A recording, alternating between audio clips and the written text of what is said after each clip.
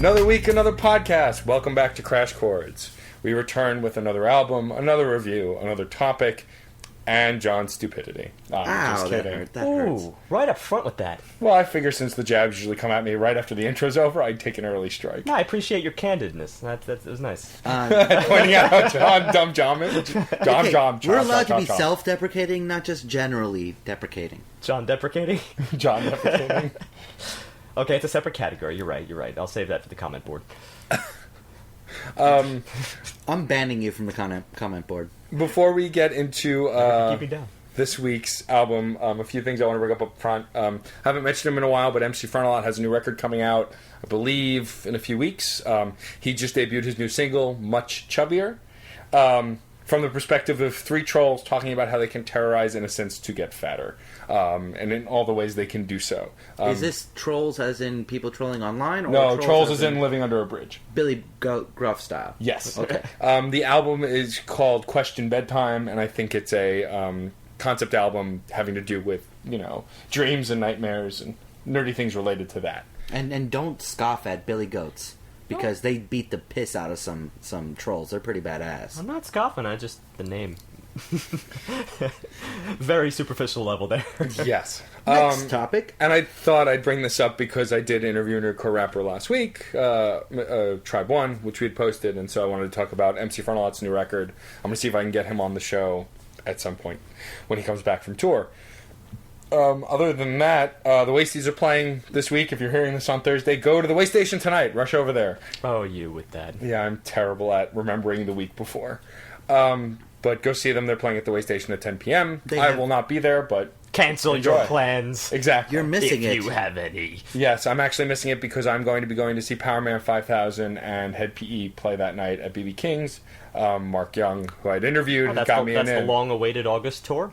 Yep. Nice. So I'm going to go see them, and Spider had mentioned possibly doing a one-on-one interview while I'm there. So we'll see if that happens. So we might have a follow-up interview for autographs with Powerman frontman Spider 1, which would be great. An in-person interview. Yes, which would be the first one for autographs.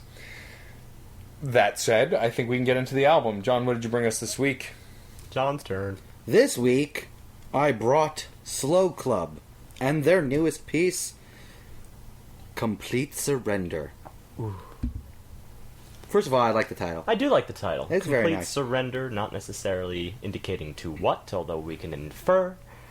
This band is made up of two individuals, Charles Weston and Rebecca Taylor, both multi-instrumentalists.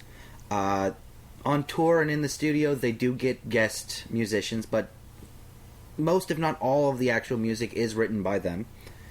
They were formed back in the mid 2000s, 2005, 2006. Their first album was about 2008. They are an indie pop rock or indie folk pop rock band.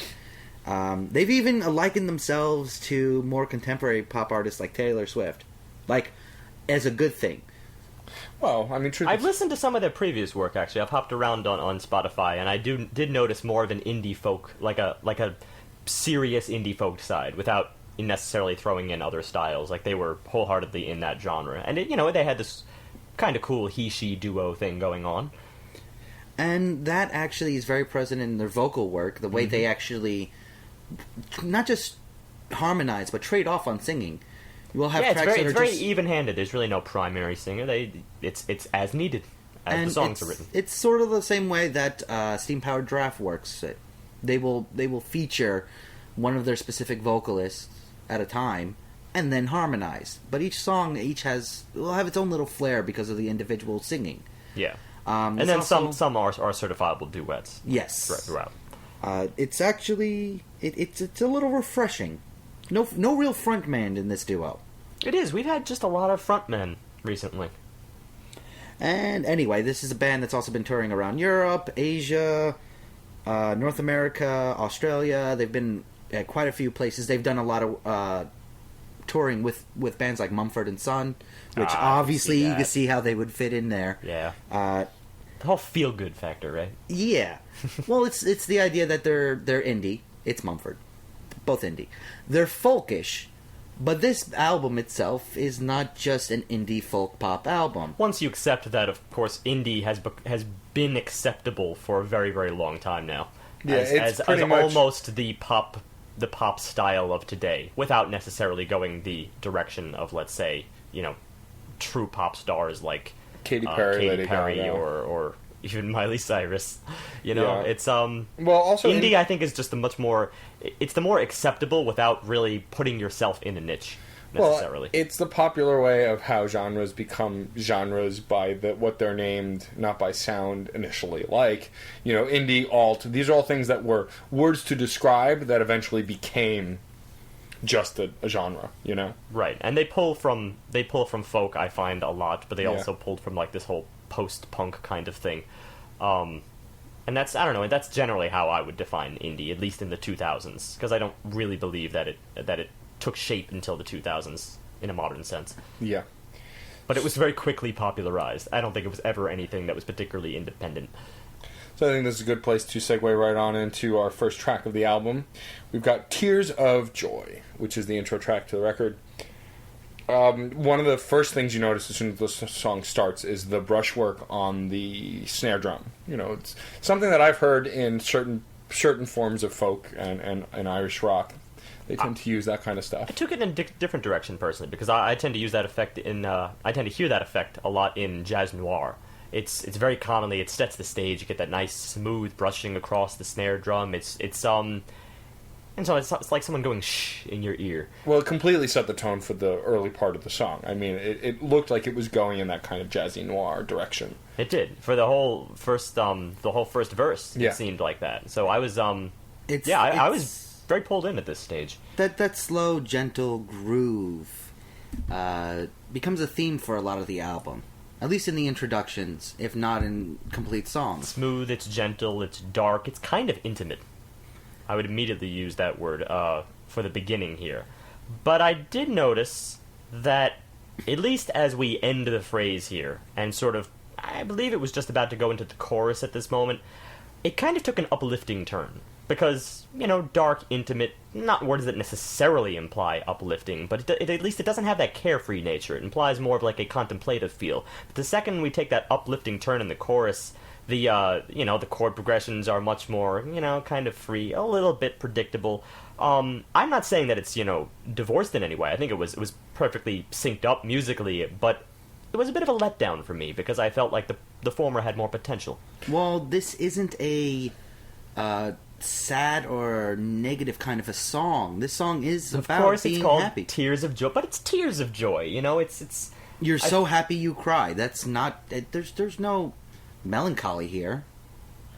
It's not no, supposed you're to be right. I sad wouldn't or use the word. I contemplative. wouldn't use the word melancholy necessarily, but tears of joy, almost implies it's not so carefree necessarily. It seems like it's a more deep, profound sense of joy. Yeah, but I think Tears of Joy, because it has that kind of feeling of, or that connotation of that more profound happiness, I feel like this layer of what seemed noirish and kind of mysterious, overlaid with a more upbeat sound, is a good layer for this kind of emotion. It really I feel it conveys that kind of Tears of Joy feel. In a sense, like you have to release at some point. Yeah. You have to kind of just give into it. I think that actually is very appropriate for the namesake of the song. It had all in all, lyrically and sound-wise, especially after the midpoint, it was very sweet, very endearing, and you got a sense of this love that is being sung about. Yeah. I will say the plus side is that the melody was a lot more showy in the chorus. I found that the melody was, not that the melody had been anything to ignore up to this point, but at least at this point it really goes for it, and I found myself acknowledging it as, okay, pretty great singers. But when they bring it back after that first chorus as a sort of like an A prime in the verses, I did like the way that they were expanding upon it, that they were building it. Earlier on. A lot more comping involved, a lot heavier on the bass, added a nice rumbly, but not like fearful or angry undertone, just like a deeper feeling to what was going on in the melody. It was more expansive, but it was sort of infusing that joy from the chorus into the more contemplative verses. Depends on the way you look at it. I mean, that's almost a reverse. I suppose I see it as like the melody was sweet during the dark, intimate verses, and then it took off during the more carefree, uplifting choruses, which is kind of the inverse of each other. That was my experience with it, at least. Well, I see that declaration of happiness in the chorus For sure. really infecting that first contemplative verse and making it more uplifting. Yeah. The overall vibe of the song is ultimately uplifting, which is what Tears of Joy would be. Very uplifting, satisfying, and it's still that release. You're so happy you cry. Yeah, it's that release. I don't know. I guess I am kind of holding off, though, because it did release the potential of the intro, and I'm still sticking by that. That I felt like the song could have gone in more a more diverse direction, perhaps exploring other areas of joy than that.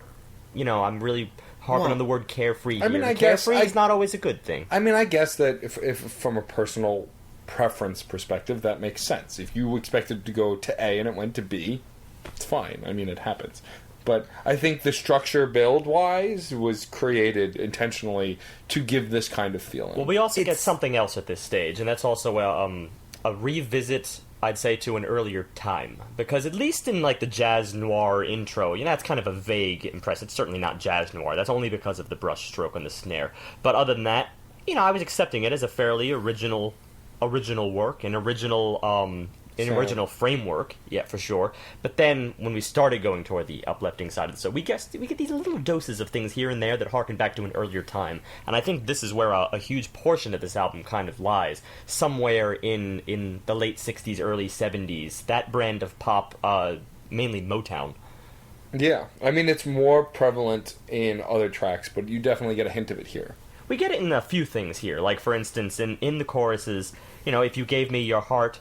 Oh, I'm ready for it. Oh, I'm ready for it. And that like jerky style of singing there, working against the drums at that moment, that felt like kind of just kind of a little motif that I find a lot. Those rhythms I find back in the 70s. It's indicative of Motown to me, but even not so much as what we get later on in this album. Still, it's a dose.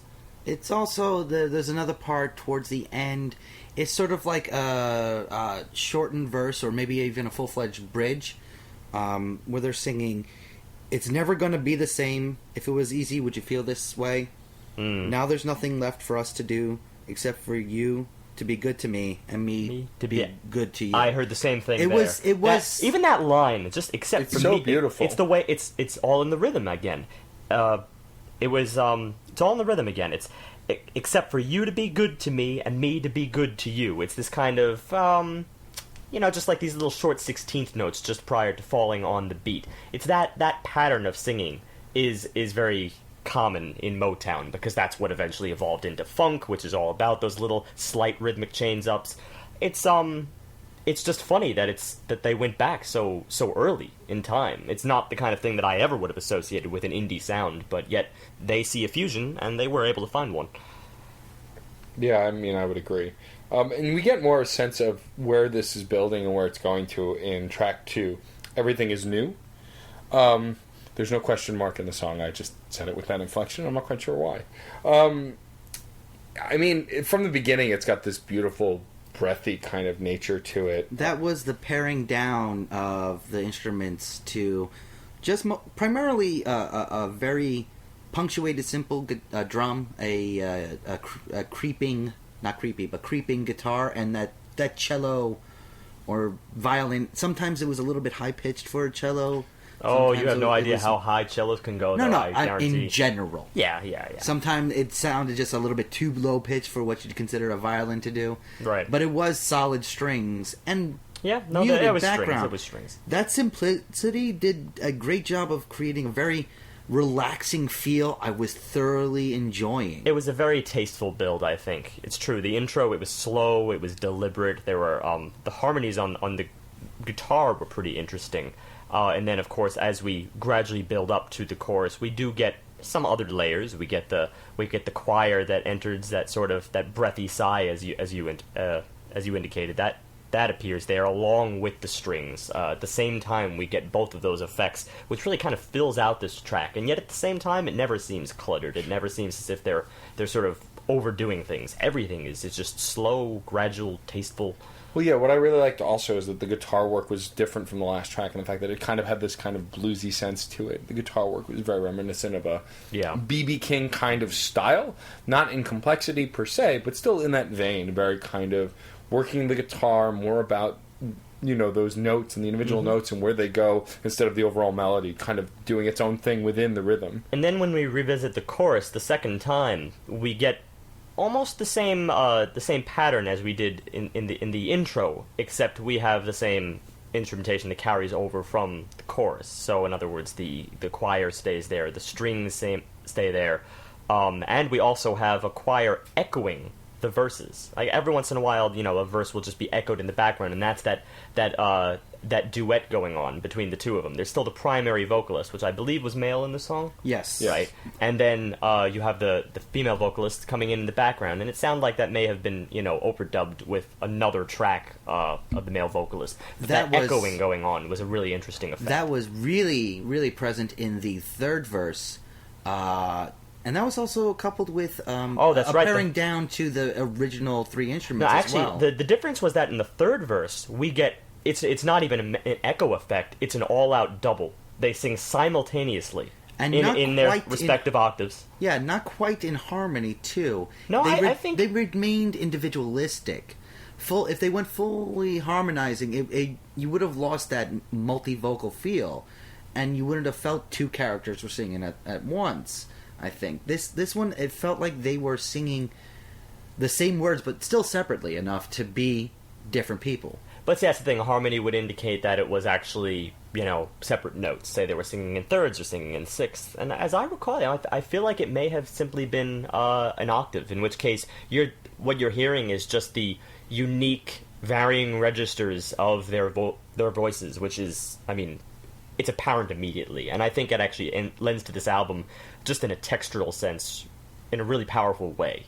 Because, obviously... if you're going to have a he-she duo, then, both of them have to kind of step out in their own way. And I found that, at least in this case, they equally represent the two different time periods here in their musical vocal style. He is very much more... he sounds like an indie pop singer. It sounds modern. I could hear similarities between him and the Decemberists, just in inflection, style, not really voice. Yeah, certainly not. No, of course not. But in style, thing. Absolutely. The way they were singing in certain songs had that kind of almost folky-ish kind of feel. Right, but then there was her, and I felt like she was a lot more in the 70s sometimes. She had the kind of almost that Diana Ross kind of Motown crooness thing going on. Yeah, and you could definitely hear that. Yeah. So I think it's just those two styles that make them sound unique, regardless of whether they're singing varying harmonies or, doubling an octave apart. It also, this last verse did lead into the final chorus, which I found to be my favorite chorus, because everything becomes that Diana Rossi crooner style. It's all almost background kind of singing, without... trying to support anything like in the front. She does take kind of a step back from the mic, which we've talked about before, and I like that kind of a feeling where it's a more of a faraway piece. It adds an extra level to the emotions getting across. Yeah. Yeah, and I love the way this song just kind of like bleeds out from that. Right. Yeah, and in general, I almost want to dismiss the same observations that I had in the previous track, at least in terms of just, pigeonholing this in a particular time period and whatnot. Right. The observations in this track, frankly, are minimal. They really are. I think, in general, this track managed to, feel modern, but also feel a little bit nostalgic at the same time. There was even some, I felt, post-rock esque guitar work going on in the background of the second the second chorus. And the drums in that section felt a lot more freestyle. So this track, I think, was a really, really strong second track, at least in just in terms of, moving the album in a more unique direction. I wanted more of this as we went on. Yeah, and the next track doesn't give us more of this. It does go in a unique direction, but the first thing we could say, well, the title of the track is Suffering You, Suffering Me. This one, what I really like about it is that we get to feature the female singer now. She's in the spotlight, and this beautiful beginning part is just very, very of the era we were talking about at the beginning of the album. Very 68, late 60s, early 70s Motown kind of a sound. And this time we don't say it lightly. No, it was very much Motown. And what was interesting... These are all the things that you notice in the first and second track and think, like, oh yeah, that must be somewhere in their influence. And then this track just comes off as a full-fledged period piece. Like in the vein of the Young Vanes, which we had done way back in the day. In episode 9. That they were pretty much stylistically copying a Beatles of that era or something like that. In early Beatles, yeah. This is very much in homage. It's very much in the exact style of early Motown. And Motown. What I like best about it, though, is it does what a lot of Motown does. Even though it was kind of predictable, I enjoyed the fact that it went from this slow kind of build, beautiful, breathy singing, into a more upbeat kind of tap your toe along song. It does, and it does it well, and taking us back in time to that Young Vanes discussion, that was a huge part of, how we rate something like that, because it did come across that they were writing new, original pieces of the surf rock feel, and, you can't acknowledge that these probably would have been massive hits back in the day, and I would almost say the same for this kind of track, too. It would be a massive hit back in the day, back in the early 70s of that era. Today, it's more of just... It's about how much the predictability really gets to you or not. Yeah, I found this to be a great representation of the pop side of it. It was catchy. It did draw me in when it started to go heavy on the build. I didn't really mind the higher energy of the pop sort of competing with the still sadness in the lyrics and in her vocals. I didn't really mind it. I just thought that I kind of wanted to see that verse 1 stuff, that introduction stuff, propagated a little more fully without so much being added after that first chorus. That's where it fell apart a little bit for me. I think some of the emotion was lost on it because the actual lyrics are pretty strong. I'm especially fond of that third verse. And in a year from now, under that, the thoughts of you will pass me by. For every staying, neither of us feeling better. Did I find something new? Oh, keep so brand new, so brand new. I like that idea of that moving on idea she's presenting here. But there's just a little bit too much energy involved with what's going on in the music for that to come across very strongly. That's my big issue here. In this case, with all of the integration in the building that's going on, that would make it a great pop track and a great hit. I think it loses a little bit of the meaning they were trying to do. Yes and no. I mean, if you get the lyrics well enough, I feel like making lemonade out of lemons and this fact that you're taking a slower and kind of more melancholy subject matter and making it more positive and more catchy puts it in a brighter light, so almost as a coping mechanism if they were using it as one for when they were writing. For sure, but even that kind of broaches on the whole period study things because of how vague these lines can kind of be. And all the things you said that you never mean, how could you be so cruel yet so beautiful to me? There's a simplicity to that is not negative in any sense, but it also, it's those, saying things in a very simple, concise way that it almost immediately invites some kind of, sing-along effect to it. And that was very common in Motown. I mean, those tracks, I'm sure, got stuck in your head. They were probably played on the radio to death back in the day. Well, sure, but also keep in mind, writing that way has a great way of bringing people in who might not otherwise relate to a more specific story. Which we've talked about before. It does, but it is a little bit of a light way to write. For instance, it's not as introspective as could be considering the topic. Absolutely, but I don't think this was ever intended to be introspective. By the construction of the song, the style they chose, and the way it's sung, this was what they wanted. I'm pretty sure that they wanted to do a track more on the air vague, but that could draw people in and relate to, which is clearly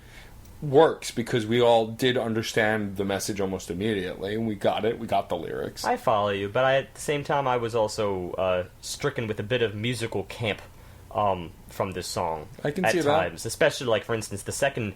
I want to call it almost like a second bridge. It's probably the last major change up in the song before it starts revisiting the main chorus and kind of winding down. But it's sort of this moment where like the guitar steps in with like dun dun dun dun, and then there's this build up back to the one, and then the bass, this like 5-1-5-1, that kind of thing. It's all just very evenly coming back to one in the most over the top variety show kind of manner. You can see this stage, the Ed Sullivan era stage with like the kooky colors in the background. I feel like this is the visuals that I got, and I feel this takes away from the message just a little bit. Maybe, I don't know. There were plenty of songs of that era that had the same message in the same style. But are of the Eternal, era. you mean? Yeah. That happened Eternal. I mean, and also I don't feel like that getting that imagery is really a bad thing. I mean, they were going for that in the sound at least a little bit, so you being able to envision that is probably also in line with what they're looking for. There were plenty of Motown era songs that handled less than positive topics, but in a more positive light, so they could still get it out on the radio. It's true, but it makes me question the direction of the album at this point, considering that the previous track sounded so bold and unique and fiercely individualistic, which to me always kind of wins over tracks like this. Not that I'm impugning period pieces, but at least with the Young Vanes, that whole album was clearly going for such thing. I could identify that as the long-term goal, track by track. Here, third track, finding some things here and there, and then finding this track wholly in the era, it's just, it's a big question mark in my head. And I get that. I mean, we're still at an early point in the record, and I think we have to venture a little further to really get an idea of what they're going for on the whole. All right. So let's move on into Not Mine to Love, which is track 4. This is another good showcase for the female vocalist, for Rebecca. But what I really love is that minimalist start to the track. The fact that it's got very little going on in the beginning, and yet it has everything. It's the main rhythmic accents here are just on the 1, and then the and before the 3, and then the 3. So it's like 1, 2, and 3. 4. It's very, slow again, deliberate, that kind of thing. The melody was pretty at this point. And I like the way the guitar and violin starts working off of each other. The plucking, the strumming of the electric guitar has good integration with the longer notes of the violin to accent her vocals. It's a very, very nice combination that does get across a lot of the meaning they're trying to infuse. I remember the moment specifically was the line was, "and it makes you blurry." And right there, the guitar just steps in to strum just at the moment that she says blurry. And it has that visceral effect of bringing the word to life. Like, the guitar is suddenly suddenly takes the role of this dreamlike figure. And that's what will represent the figure she's discussing, presumably male. Yeah. The whole story is a woman who can't have another man. She's with somebody now, he's with somebody else, and they want to be together. It's very evident. Words are so hard. Evident in the chorus work, but you will never be easy with me, and I'm making it hard for you to live the life you choose, and I will always try to have you by my side, but your hand I don't touch. It's not mine to love. Very elegant ideas of unattainable love. Of course, that's really the crux of it, which is not a new thing, but it's also an eternal thing. Unattainable love is one of the main things we will long for, and then turn to music in order to get out. But that was one of the singular moments that I felt the music was really blended in with the vocals here, just because of that, the visceral effect that you get on the music bringing the word blurry to life and whatnot. Unfortunately, though, apart from that, past that point, though, I mean, the song gets very predictable and safe. Yeah, that was my experience. My biggest problem was it's a really beautiful song, but when you can predict the highs and lows of the melody and even the vocal work, I mean, it's not necessarily a bad thing. This wasn't in the same overt way as the last track, but I hate to sound repetitive here. This also seems like it would fit great in the time period. So it's a little bit been there, done that for me. There is one one bridge later that changes it up. A sort of a vocal solo with strings. Actually, that's right, following the bridge. The vocal solo is kind of just, going along with the melody, and then it's doubled with the strings at the same time. So the vocals are almost doing the same thing that the strings are doing, and it's sort of this instrumental interlude. So Ed, of course, the vocalist, who's, just kind of improvising along, a ha's and ah's and just, non-syllables. But then later on, I kind of started to think about that in terms of the track, and I don't know, it was a little safe, in my opinion. This could have been the opportunity for some more just showy soloing, period. And it was kind of canned. And as we always preference, safe doesn't always mean bad. Sometimes it does. In this case, I don't think that the track was bad. I just wish that it went somewhere else more unique. Because at the beginning of the album, they prove that they're capable of doing a very unique thing within the framework of indie and folk-ish. And I wanted more of that instead of them diving into Motown, which, was a lot of stuff that was entertaining, but I hadn't heard before. Yeah. And then lacked the emotional impact that the earlier stuff did on the album at this point, the first couple tracks. Yeah, that was pretty much how I summed up this track. And then, and then we just get more of it in track 5. The pieces... There's a big difference in the pieces, though, and that is the male vocalist. We already talked before that now it's him taking the lead as opposed to her, and he has a much more modern voice. When you put him in the framework of, another very heavy Motown idea, his more distinct singing style does change it dramatically. It would not have fit in back in the 70s. Not by a long shot. This is definitely leans more towards an indie fusion of it. Yeah. And also just again for some sonic diversity, which I'm always a fan of here, we have a much stronger bass in this track. So I really did like the tone. And it had, the bass was a little bit rough around the edges. It sort of had that direct input feel, but at the same time sort of mixed with the harsher side of like a mic'd amp, that kind of thing. So it was just something, probably one of my main features, along with the male vocalist early in this track. As for the melody later, I found that you could almost gloss over some of the verses. I enjoy him I enjoy his vocal tone, but the melody wasn't really reaching me out earlier on, until perhaps the chorus, and that is purely because of the other instruments that stepped in the background. Saxophone, horns.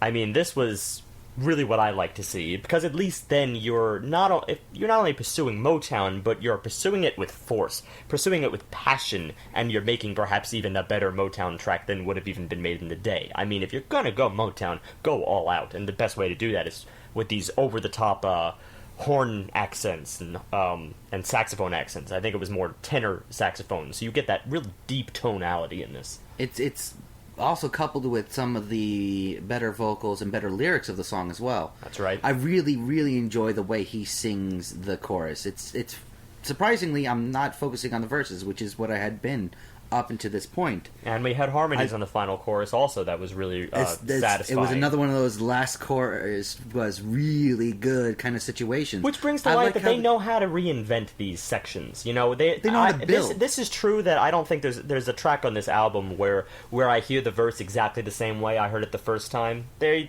aware of they're aware of stagnancy, and they don't let themselves get to that point necessarily. Well, and also, the great thing about that chorus, too, on the most simplistic level, you were clearly and easily able to snap along to it. The tempo and the momentum of it made it very much like a Motown track, that standing on stage, snapping along together and singing. Picture that set. But it really, really added to the entertainment value of it, because you could get right into it. You felt comfortable in it, like an old shoe. You just slid right in. Plus, it did have an emotional level that you don't quite see, because it turns this song not into a love song.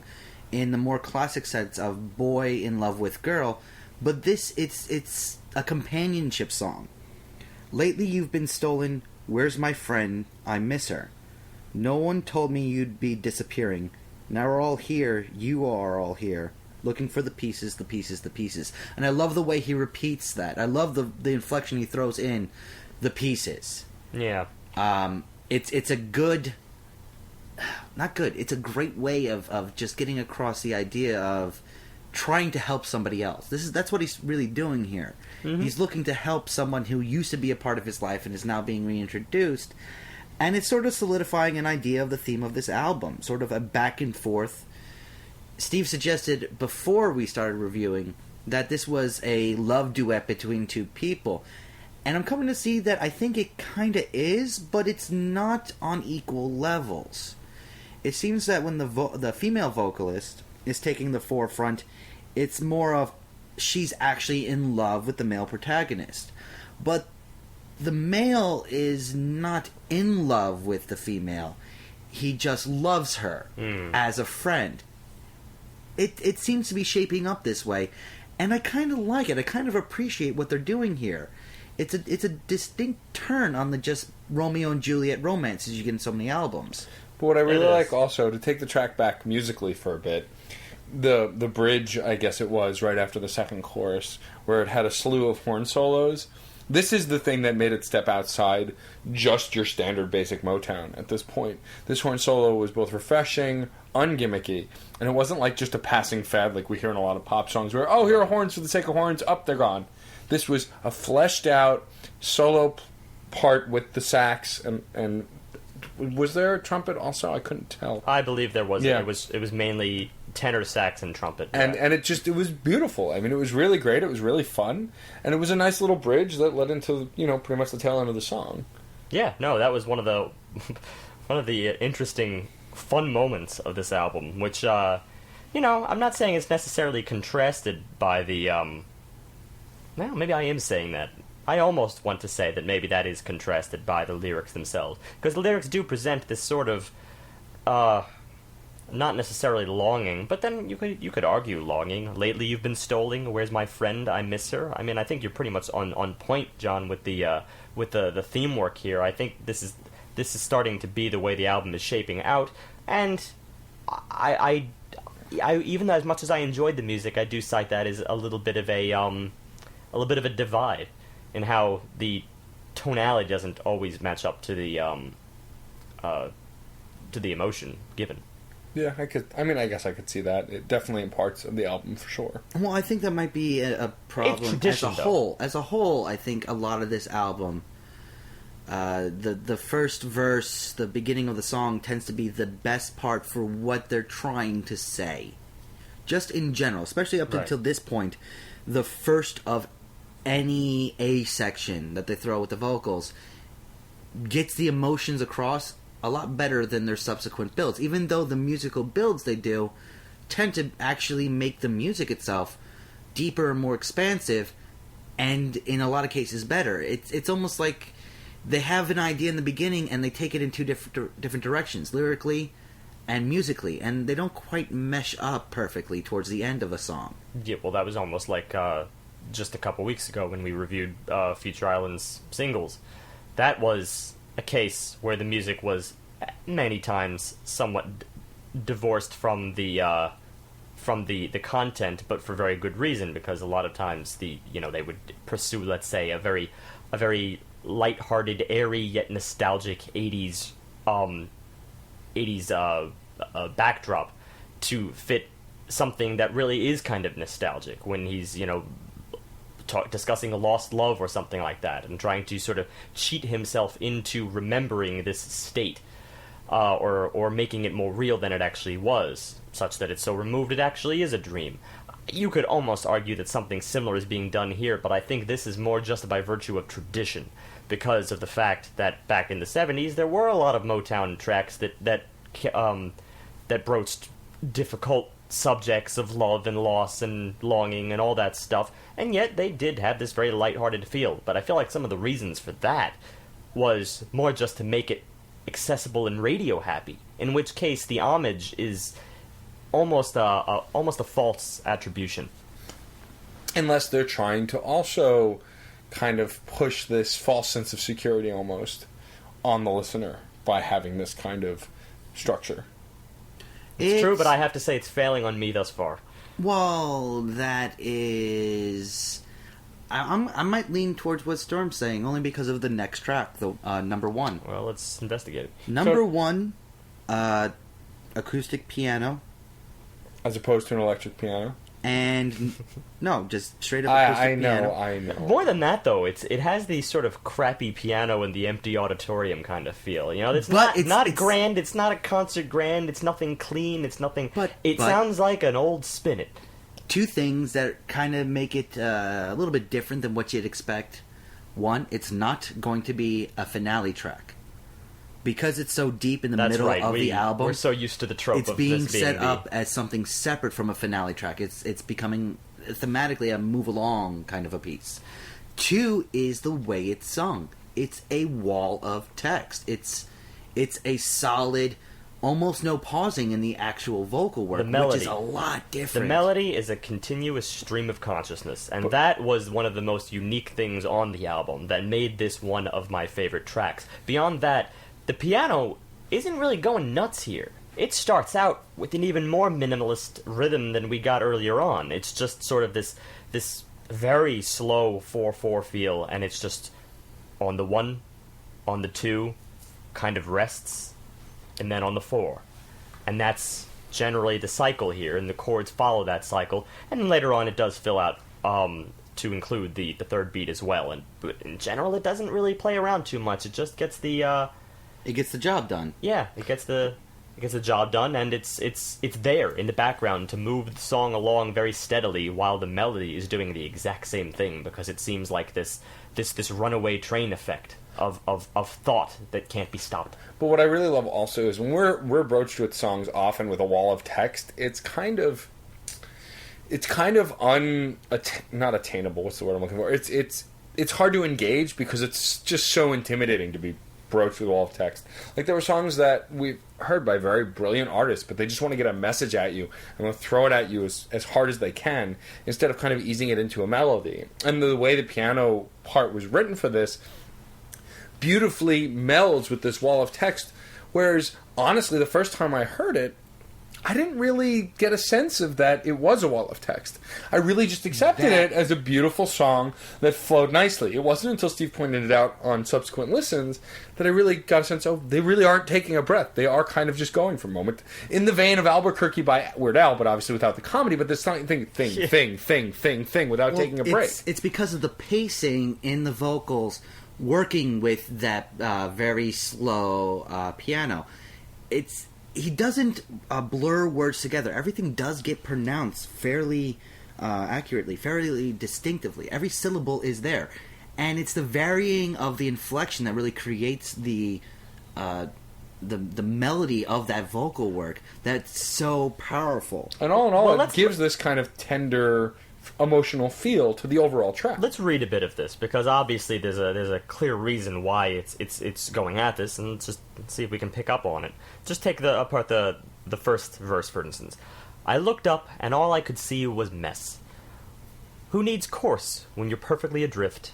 I've got friends who know just how it is. We walked a while and watched the sun arrive. Drinking and planning, hey, you know every time you want to sing, I'm here. Golden Storm, put that hurricane away. I wasn't flattered when you named it after me. I want to lay down almost constantly, 'cause I know, and enter the chorus here, just how to look the other way. It was so much easier yesterday, when the door was open and we're just rolling for... Come on, let's close it, and I'll call you number one, number one, number one. It's a pretty straightforward tale. It's a straightforward tale and a storytelling song. And it, paired with the piano the way it is, and that kind of almost stripped down nature, really kind of adds an emotional impact to the overall piece. And it culminates in that final verse. I love both the singing style and the words of the final verse. I look into your eyes, but don't know how to work. Desire is power, and trust is just a word. Remember when we met, I was young and you were hurt. Maybe we should talk about what's at stake. You don't have to feel like shit and say it's okay, or pretend to be asleep when you're dreaming of being awake. Essentially, what I see is love it. What I see is either a journal entry, a letter that never got sent, that kind of thing. Yeah. Or perhaps it is sent and it's just a very, very fluid emotional letter. The kind of thing that you would write just straight from the heart and not try to tailor make it to anything. I mean, this is the kind of thing, it's your true feelings, so you might as well just get it out. It's the kind of written catharsis that we all need at some point. It's the kind of written letter where you wouldn't edit or spell check or even type it out. It's handwritten, crossed out, sloppy, straightforward. And without even getting into the lyrics, I could pick up on that in the melody, and that is a real powerful case for it. That it separates itself from the album, you know, again, without even really listening to the words, just because of that effect. You hear something different, and it strikes a chord with you. There is meaning behind it, meaning behind the choice. And it's a powerful midway mark for the album, too. I mean, when we get into the next track, The Queen's Nose, we're going back to another bygone sound. But this one is a much more aggressive approach to a bygone sound. Last week we had a song by Judas Priest, which I've forgotten which song it was already, sounded almost exactly chord for chord like Jimi Hendrix. Purple Rain, yeah. Not Purple Rain. Purple Haze. Purple Haze. Excuse me. Purple Rain is Prince. Whoops. That's a little bit different. But... Freudian? And it was a failure, just because they didn't really do anything with it. They didn't try and add to it or homage it. They kind of just ripped it off, or seemingly ripped it off. We don't actually know. This track is, we've decided, because we haven't found the contrary, an all-and-out homage to Don't Let Me Down by the Beatles. In style, in structure, in melody. I mean, it's just so similar, it's hard to... Without being identical, it's so similar, it's hard to say otherwise. And it's done in a very beautiful way. It's not cheesy, it's not a poor use. I think it was very well made, if that's the intention, to honor the Beatles, and this could be their favorite song, and that's why they created it in this manner. It's the way they revisit the major feel. I think that's a lot of the way they revisit each and every chorus. It's just, you feel that pull back to one, and it's that chord progression that leads to it. That's just, you know, watch the rooftop concert that the Beatles gave back in on top of their studio. It's that Billy Preston, who was featured, I think, on their album, he played in that concert, and you can just feel that same exact flow. You can even sing along to it in certain cases, and it's just, it seems like a direct homage. I'm with you there. And it does still have a little bit of its own flair. That I really think sets it apart as something, not just an homage, but an attempt at an improvement on a classic idea. Because they take that lullaby guitar of Don't Let Me Down, and they expand it with the horns. They expand it with a lot more complexity I found in the percussiveness of the drums. It remains even, and it remains in the same vein as the Beatles' original work, but it still has a unique idea. It's not just a direct love fest, but more like the offspring, the child of Don't Let Me Down. In a way, I don't want to take it too far away from the feel, because of the fact that, they're revisiting that 70s feel so much, and this is like the most 70s side of the Beatles, even though, of course, they did it in the late 60s. They were pretty much ahead of their time at that point, and they were looking forward to the 70s in many ways, setting the stage for it. So it's an appropriate revisit, but I don't want to say that it's like the next logical evolution. Yeah, I disagree. It's just not different enough. Yeah, I disagree that it would be. I think that they don't improve on a classic formula. I think they own a classic formula. There you are. They make it their own, and they add some intricacies to it to make it their own. It had the same sway to it. And at times, I don't even think they were 100% owning it. Like, there was moments where I thought it was almost a bit of a mindless sway.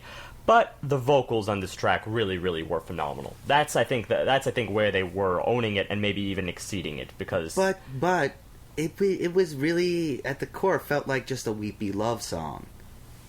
It didn't really feel like it had the expansiveness that they may have been going for in the original, in what they were copying. There is where I feel like there was a stumble and a fall. It kind of didn't hit the same level of what Don't Let Me Down hit. Well, you know what? Yeah, but that's I don't a little like the direct. unfair. Yeah, I don't want to do I don't direct wanna, comparison. I don't want to punish but, it for not being Don't Let Me Down, because we have Don't Let Me Down. I don't. But want all right, Don't but Let no, Me let's Down. just since we're making the comparison, I'll just finish the comparison. That's simply this. I think along with the otherwise very stick in your head memorable chorus of Don't Let Me Down, there was also Billy Preston. Billy Preston, of course, great keyboardist, was brought on and was considered for a good duration of the Beatles, the fifth Beatle. He was there in every session, I think, for most of Let It Be. And at least in this track, I remember that what I looked forward to most, even maybe more so than the choruses, was that big keyboard solo that he got. So, if anything is going to make Don't Let Me Down the big highlight piece, it's going to be that big culmination, which of course we don't really get here. We don't have a big solo or anything that the song is kind of building to, and I think that's why it felt a little bit mindless to me. Still with feeling, but somewhat mindless, because imagine if you had taken away that keyboard from Don't Let Me Down would not be as powerful of a song. No, and I definitely understand that. And then I think it would be a perfectly analogous, comparison. But what really bothers me about this song, not bothers me, I'm getting ahead of myself. What has bothered me about a lot of this record is now something I know, speaking to you from the future, because we've actually listened to the whole record, is what the next track is. So the next track is the title track, Complete Surrender. And from the minute it starts, we get this drum solo intro that has not happened in the whole record. The drums are pushed to the forefront, followed up by a very unique and fun synth line. And we get this track that's very much in the vein of indie pop or just pop, but it's unique. We don't have any hint of the 70s really here. We don't have any hint of Motown, hint of the Beatles, nothing. We have what I'd like to think is their sound. If they were to be completely true to their original sound, this is what it would sound like. And everything just seemed like it stepped up in quality in this track. So I want to go on a little bit of a rant, and it's just, I'm at a point now where, and I'm terrified to say this, I agree with Steve. Typically on a lot of albums, I could forgive a style being reminiscent of the past and then still having an original sound, because those bands are either very deep in that original sound and that's it, like the Young Vanes, or they're a band like Eve 6 who are still stuck in the 90s, but they're still doing a little bit something different as vocal-wise or instrument-wise, or updating it a bit for the time. Whereas this... And another little thing about the Young Vanes is, they were formed, they're a couple members of former Panic of the Disco. Yeah. Remember that, right? Who also dabbled in those time periods. They dabbled in the genre, and then this, as a side project, they decided to form the Young Vanes, and then said, all right, we really want to try this and make an original album that has that of the era. And you can tell, just look at the album cover of their album, Take a Vacation, and it's the only album they ever did. It was just their side project that they did to do this experiment, and then that's it. There is just no question that was the goal. So back to your rant. So my rant is that, in a very Steve way, because he's talked about this with other records, I wanted more of this. As much as I liked what I heard so far and enjoyed it, after hearing this, then I spent a lot of time just going, I want this. Where is this? I want more of this. Because this is what I feel like. This is clearly influenced by everything else that had been on the record previous, but they're still making it their own.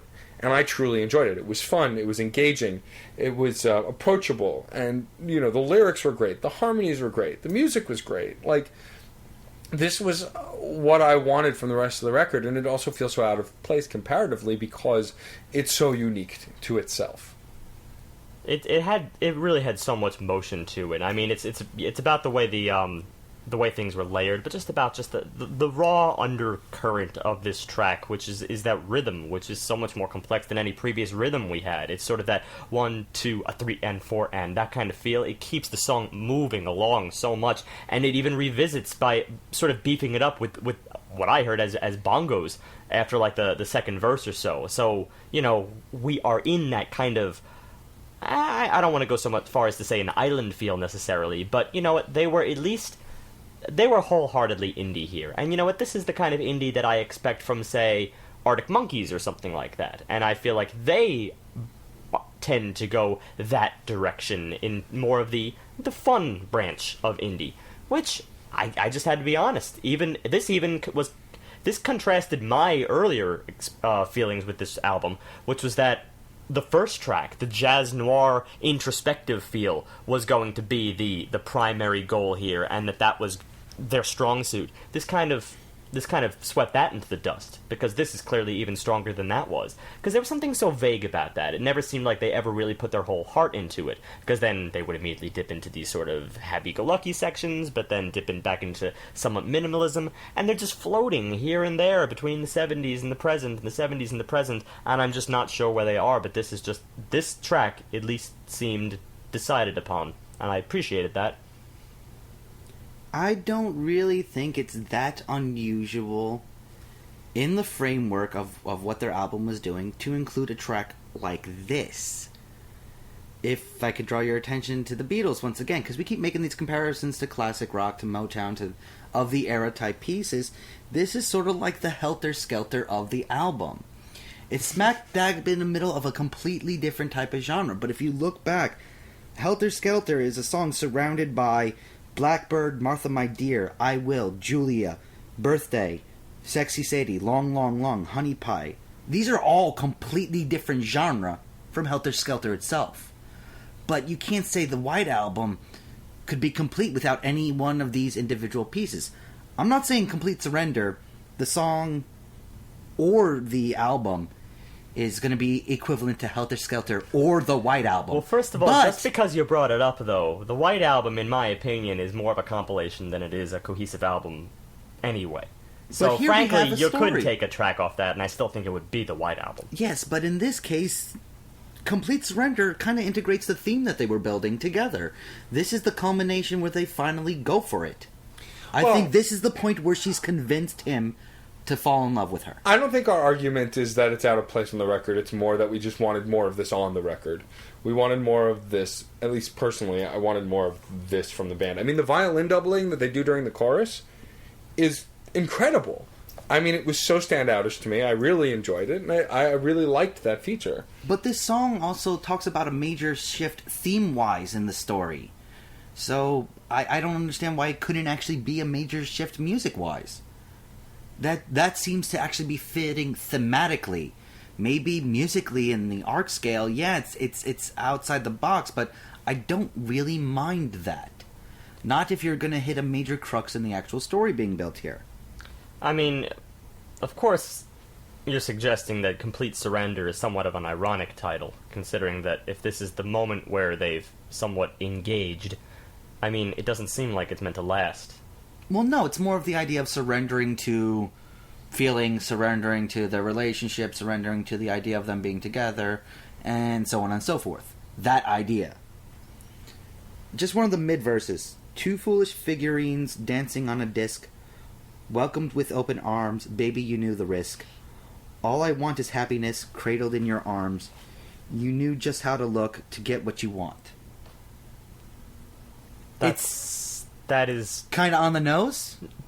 That's the ironic title right there that I see. I mean, Complete Surrender, you knew just how to look to get what I want. It's almost manipulative. But it's also completely surrendering to one another. That's the idea of what's going on here. I don't know. I see it a lot more. I'm saying stylistically, I agree with how it was done. You can't complain that you didn't enjoy the music of the track, can you? Well, we're not saying we didn't. Did you dislike it? No, that was never the argument. Not in the slightest. But I'm not sure if I buy the artistic justification that you're explaining. And also, my biggest problem is that I just wanted more of this sound, not that it was out of place on the album. I never said that. I just wanted this over the Motown stuff. I preferred what they were building on here. And in that case, I don't really mind them not giving me this throughout the entire album. The more modern feel, the complexity of it, sure, but I love Motown. I love that kind of a feel. It does the job well it's not pop feel. For lack of a love of Motown either. It's for the lack of wanting something I've heard before. I want something new. I think what it comes down to is the fact of this. This is where their identity is strongest for me. I think in other areas of this album, so far, at this point, this is just not an album that would catch my attention. It's an album that would be a little bit of a gloss over. It's nice, it's sweet, I would never go so far as to say this is like, you know, my department store pop metaphor. It has more than that. It has more than that for sure, but at the same time, I am struggling to find this artist's place. It seems a little bit too wispy at the moment to for me to just identify them and be altogether curious about their next album. As far as I'm concerned, their next album could go in either direction or one of 5 different directions, and that's sometimes that's a problem of it shows diversity, and that's a good thing. But in the end, I think identity is probably the strongest thing. And that's what you need. The problem is diversity can bleed to schizophrenia, and you don't want to be schizophrenic on a record. You want to have a through line, and sometimes I feel like this album wish-washes between. It wish-washes between, and yeah, it's really just tough for me to kind of, it's not something that I think speaks to any lack of talent, but it might speak to just a lack of musical direction on this album. I think actually the theme is fairly solid, and I do believe in this sort of ironic contemplation of the complete surrender. And I believe this is sort of an individual journal entry, if not actual love letters or letters in general to the opposite party, explaining their respective sides. But I don't believe it is as complete as it gives off. I think that's a very ironic title given some of these tracks. But the theme is a through line. It's just the melodies, the music does not always bring me so close to that, and that's just it's a little bit of a flaw that I see at this juncture. Yeah, I agree. I think that the song, I do agree with John that the song does fit on the album for what it's building theme wise. I just think my personal preferences affect me a bit on it. However, I do think that the next track follows up this unique endeavor very well. The next track is Paraguay and Panama, and this is a wholeheartedly complete through and through acoustic track, which I'm a fan of. I mean, I'd be hard-pressed for any of us to say we're not a fan of acoustic tracks. It's in the same vein as the previous track, number 1, in kind of a pared-down feeling, but this isn't that wall of text that we got previously. No, yeah, this is just very much a simple and tender acoustic track. The lyrics are very approachable. They're a little more stripped down than the wall of text song was.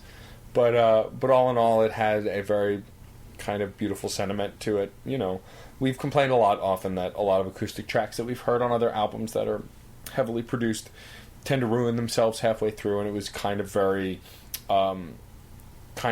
it made me very happy that, you know, halfway through the song they didn't bring in all the instruments and rock out. It sat and actually, you know, it existed as an acoustic track. It didn't find a way to break out. It was content to exist in this very specific emotional space and not just disappear. Yeah, it's you know, it almost has the acoustic feel of like sitting around a campfire or something like that. It feels like the kind of thing that would lull you to sleep almost. Even given the lyrics, it's not so on the nose that you have to follow every lyric, you know, as if it was a story. It's again bordering on the vague ideas of a sort of vague character. Ever love and lost it all? Don't you want to say? And if you had the chance, you'd ruin it all. And like you know it's meant, would you roll a dice? I mean, it's more of the kind of thing that I think reaches out to everyone. So it's not like, here, listen to my tale. It's like, this applies to you. This is why I think it would make a good campfire song, because it's just, let's chill out and kind of bond over sort of a simple thing that probably everyone has experienced. Well, yeah, that's a thing that's totally backed up by the chorus, too, which what I like about this track is it also has a progressive chorus. The harmonies and the style of the chorus are the same in the middle and at the end, but the words that are said are different. And the first set was, just tip your hat. But it's the way he sings hat, this arc in his vocals that he does, that is really impactful and kind of sells that chorus, makes it memorable. I think it was actually just flick your head. No, I think just that was Flick Your Head was the second chorus. Oh, excuse me. The first chorus is just Tip Your Hat. Okay, I got you. And then it progresses, and there's a different chorus. That was the one where I noticed, just Flick Your Head, and I heard the same inflection there. It's just I honed on that Which one it instead of is. the former, but yeah, Well, I got you. this is not the first time they've evolved their chorus as Yeah. they went along. And it does show the kind of an evolution of the idea that they're presenting here. It adds color to the simplicity that they're going along with here. Which I don't think it's fully simple as well. While they just really have a guitar throughout the whole thing, it has a complexity in just the way it's being used that I think is something we really got to harp on as well. It's not a full strum guitar. It's not a full plucked guitar. It's that soft caress kind of a feel to the guitar. And because it's clean. so backdropped. It's very clean. But since it's so soft, it adds a sensuality to the song itself. Just if you only heard the guitar, if you only heard that part, you would just think sex, sensual. Well, I mean that's speaking, emotional. That's speaking to the tender. I'll go just sensual with that. Yeah. I mean, I don't think it's. I don't think sexual at all. I don't. Yeah, Sensual. maybe not that heavy. That was Definitely not speaking that to what I heavy. said at the beginning. That it had its very tender feel, almost being in the loving arms of someone's embrace that you are really attracted to. It's you got don't this even kind need of, but it's got this warm wrap of sensuality on it, and it conveys that in the music as well as the lyrics. I don't think it was, but I could see that without the actual vocal work, and I really did enjoy the vocals of this track. Once again, we have the male lead. I especially like his inflection in the bridge. Painted girl upon the wall, covered carefully in Paraguay. In Panama, you were the hourglass beauty queen. And if I'm not mistaken, the bridge is another area where the song does something else interesting, which is it seems at times to play around with the meter. But it doesn't actually do that. It really is just in a very steady 4/4 structure. But it seems like it takes the bridge, and that's the chance where it sort of gets to expand the phrase over into the second measure, where it sounds like it's almost dragging out like the fourth into a fifth or sixth beat. But it's not. It's even. It comes back to 4. But that's that's nice little playing with meter, which I'm always interested in to see because expansive melodies are always a little bit more inviting, more curious. Yeah, that was also present in the choruses as well, and even done a little bit with the verse work. It's just it's stutter steps. Yep. And you think that they're actually losing a beat here or gaining a beat there, but with that bleed over, it's a great effect of sort of restarting a thought or starting a new thought in what's being said, while keeping it connected to what previously was said. It's and another thing, kind of an effect. Yeah. Yeah, and also the song, the highlight is that this is a song where the male vocalist is featured by himself. It's truly just his song. She might have been playing instruments on it, maybe she's playing the guitar, but it's his solo vocal show, featuring him. Whereas the next track, which is a long title, so excuse me while I actually reference my notes to actually read it. Track 10. Actually. Did I say actually enough? Yep.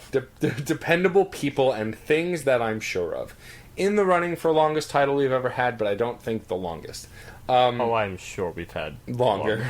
But this is another, at least starts off, another acoustic track. This one's a little more swooning, but it's not as stripped down as the previous. But this one features the female vocalist. No male vocalist to be found on this one. Sort of like they both each get a solo before the album ends, which, I mean, is not so foreign of a concept to do. It makes sense, especially since they're both featured throughout the record together, to give each of them a solo vocal song. Plus, it gives what is their personal view after the culmination of complete surrender. And what's interesting about this song also is that it's not just acoustic guitar. There's some other beat work, and there's swelling strings. There's what sounds like either violins or cellos that kind of swell Sounds like in. it might have been a trio. I feel like I might have heard a cello and either a violin and a viola or 2 violins. I feel like there might have been 3 there, but it could have been 2. But with 3-stringed instruments that have this kind of string swell that goes with the song that adds an extra level of impact and emotionality to her singing. It adds an extra level, especially when you first hear it, because it takes a while to sort of enter. It's a with slow her. build, Right, yeah. it's a slow build, but then it's also a plateau. Because there comes a point where you realize that the strings are just sort of there. They're eternal. They sort of glide along with all of her lyrics, And it's just, you kind of just start accepting it as this constant. The only other thing that that you did just mention was also the change up in rhythms. You notice that the drums, at times they're moving very steadily like in eighth notes, but then they'll cut out and they'll be silent for various interludes and even various phrases in the verse. The drums will just stop. So that's sort of an interesting effect while the strings are still going. Yeah. So there is kind of this breathing effect that the track has, which I found rather pleasant. That's not to say the track, though, isn't fairly predictable musically. You can kind of figure out where it's going. I like where it's going, but there's no curveballs here as far as the instruments go on what actually it's happens. It's a progressive slow march. I think that as a sucker for strings, personally, I really wanted them to do more. Yeah. They were, as I said, just there. It was a progressive slow march. The swings swell, but then hit a plateau with the rest of the song. It kind of just levels off, and then just kind of stays in that range, which, again, I agree with John. It ebbs and flows. It reaches this high point and goes back down. It reaches the high point and goes back down. That's not the primary focus of this song, because this I think is one of my favorite story aspects of the entire album as a whole, because this song is actually the love that they had actually does fall apart. They do break up. As I said, it's been an ironic title from day one. I mean, from track one, I don't think this ever was really meant to last. And it's not. It's one of those ones where they kind of stayed friends, or they didn't start hating each other. There's an understanding. It goes back to that line earlier on when you said from a previous track, where's that one I called a friend? The guy asks that, because that's really what it wants in the end. Complete surrender, I think is when it's... I had originally two ideas of taking that particular track. The Complete Surrender was either some kind of one-night stand, which would fit in with the line with the bongos and everything, making it feel a little bit more sexual. But I wouldn't go 100% with that. I feel like it could just be the catharsis of the... Surrendering to the natural progression of the relationship, where it's going. No, I mean, I was actually just thinking, she's put it out there. In other words, it's been said. Yeah. Like, the words have been said. Once the words have been said. I think both of them might work in either context. It's not quite there enough. I think the vagueness is intentional. Yeah, sure. I think both actually would work perfectly. And here is that point where she realizes and she's moved on to the next phrase. It's explicit in the chorus. Even the title, Dependable People and Things That I'm Sure Of, is the kind of title that I feel like would be the title for a journal entry. Yeah, and it's redundant. I mean, she's saying dependent people and other things I'm sure of, like sure things, dependable things, and dependable people. Things that you can latch onto, unlike previous incidents, which didn't work. When things in life, for example, say you're with someone and they break up with you, you're going to immediately latch onto whatever is dependable aside from that, like your job, your friends, your video games, your music, whatever you know will be there for you. Anything that is, and that's exactly what this is. You'll treat it stronger as a result. And that's why I think it sits so firmly, even though it kind of gets a little boring. Not boring. It gets a little predictable. That's the thing. I think it reads... Let me correct that. It sounds, and this is really in the music, it sounds like a journal entry, and maybe that's a bit of its problem, because journal entries are often a little bit too introspective. They explore the inner regions of the subconscious that haven't been thoroughly flushed out yet. In other words, it's not organized thought, and that doesn't always necessarily make it passionate and interesting thought. It's the fleeting moments that sometimes can evolve. But I think that's actually very present in the lyrics. The actual lines chosen here, it's very much that reflective idea. Which are better in this track, to be fair, than I think many previous tracks. The lyrics are more interesting. It's a shame, actually, that the music doesn't... It's got some pretty good lines for that. He's searching for color in a sepia scene. That was one of the lines that got me right away. That's really a... Colorful?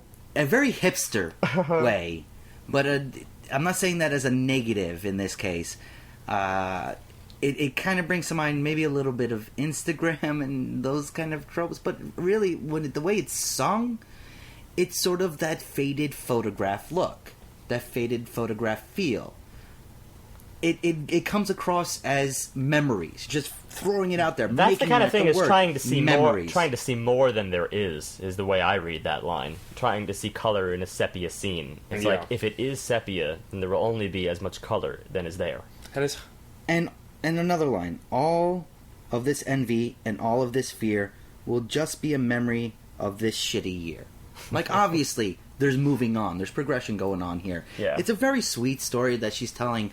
There's no hard feelings. I just wish it worked out. And it actually, the message really bleeds well into the next and final track of the record. Well, quote-unquote final track. We'll get into that. But it really does solidify a theme for the album, these last 3 tracks. Yeah. And another thing, just to close up this track here, is at the end of the day, I think this is what she needs to tell herself. I mean, I can run further than I could before, I can laugh louder, I can dance till I'm sore. It's all about that moving on and sort of getting over this. This is in many ways the antithesis album, I think, to Future Islands, yeah. Because this is about rather moving on quickly and coming to conclusions that album took an album to find. Right. And I mean, the track 11, the final track, Wanderer Wandering, gives this idea of what's next, moving on, that next movement, and where you go, where your mind will go now that you're free to think about other things. And there's an interesting play on words here, of course, because there's moments in the lyrics where you get, because you're a wanderer wandering, which is not the title. The title is indeed a wanderer wandering, doing what wanderers do, but there's that clever little play on the chords. Just the effect of that word and how wander really sounds like wonder. And in many ways, they're interchangeable, because while one wanders, they wonder. While one wonders, often they choose to wander. They actually are a lot closer than they, even it's despite the distinct on top of the fact that this song also takes a unique intro with the expansive synth that it starts with, this slow synth tone that builds and breathes and grows, that this swell really add to this open feeling. This was also the most like Future Islands than I think any other track here, because of course this is what Future Islands this is what singles that album, they had chosen that as the framework for the entire thing. I mean, they used this nostalgic 80s feel to attest to something that was bygone, because you got the feeling in that album that this was something that was constantly removed. That many, perhaps even years had passed, and this was just this eternal stage of nostalgia that he was stuck in, probably the destructive kind. And yet here it implies that conclusion has been reached, and it only chooses this song to achieve the same end, and I believe that's 100% the same thing they were going for. Well, I think the presentation also adds a lot of solidity to that. It's airy. The music builds in that same slow idea that we're coming to expect, and it stays simple, but that simplicity does a lot to add complexity to what the music is doing. It remains and actually grows more expansive as the song progresses, and it gives the idea of a faraway goodbye from one another through this idea of large openness, the airiness, and the lyrics themselves, the way they're sung and what's being said. It is very open. Just goodbye, so long, farewell. It has that kind of idea, but it's you get this in the from chords. From afar, I love you. From afar, I hope you're doing well. That's what they're saying here. Right. So to sort of revisit what I was explaining, it's more of the tasteful. It is the noble reaction, whereas singles represented the self-destructive reaction. Yeah, that's an excellent way to put it. This is a noble way to really close the book on the matter. And the openness, even in that nostalgia, is totally revisited. By the chords. For instance, the fact that it's sort of firmly in A major, it's grounded in a very otherwise happy tone. It's a nostalgia, but it's happy. And then it revisits this one moment where it seems to kind of long for the past. And I believe that's the moment when they're actually calling out, because you're a wanderer wondering. It seems to almost dip back into a, kind of like the memory will always be with me kind of sense. And the chords fittingly go to go to the sixth, the minor sixth chord, F sharp minor, and then sort of back to A major. And it almost feels in this section that the track has certifiably gone toward the minor realm. It sounds like almost like a full modulation rather than just stepping the chords away. And then it settles back on A major, and everything kind of realigns to place it back in the present, at home. But this is still Charles Watson being the forefront. This is still the male part of this album singing and saying and being reflective. We do have the hidden track, which is the female rebuttal, which I think is topically perfect. There's a bit of a fade out though, also, because remember on the harmonies later in Wanderer Wandering, we have some moments where the female actually harmonizes on the upper third when they're both really, really high. It sounds as if the male vocalist has reached like the alto range, and then she's gone way the hell up there like soprano. So it's this very, very high, very longing. Longing is the wrong word, but it's fading.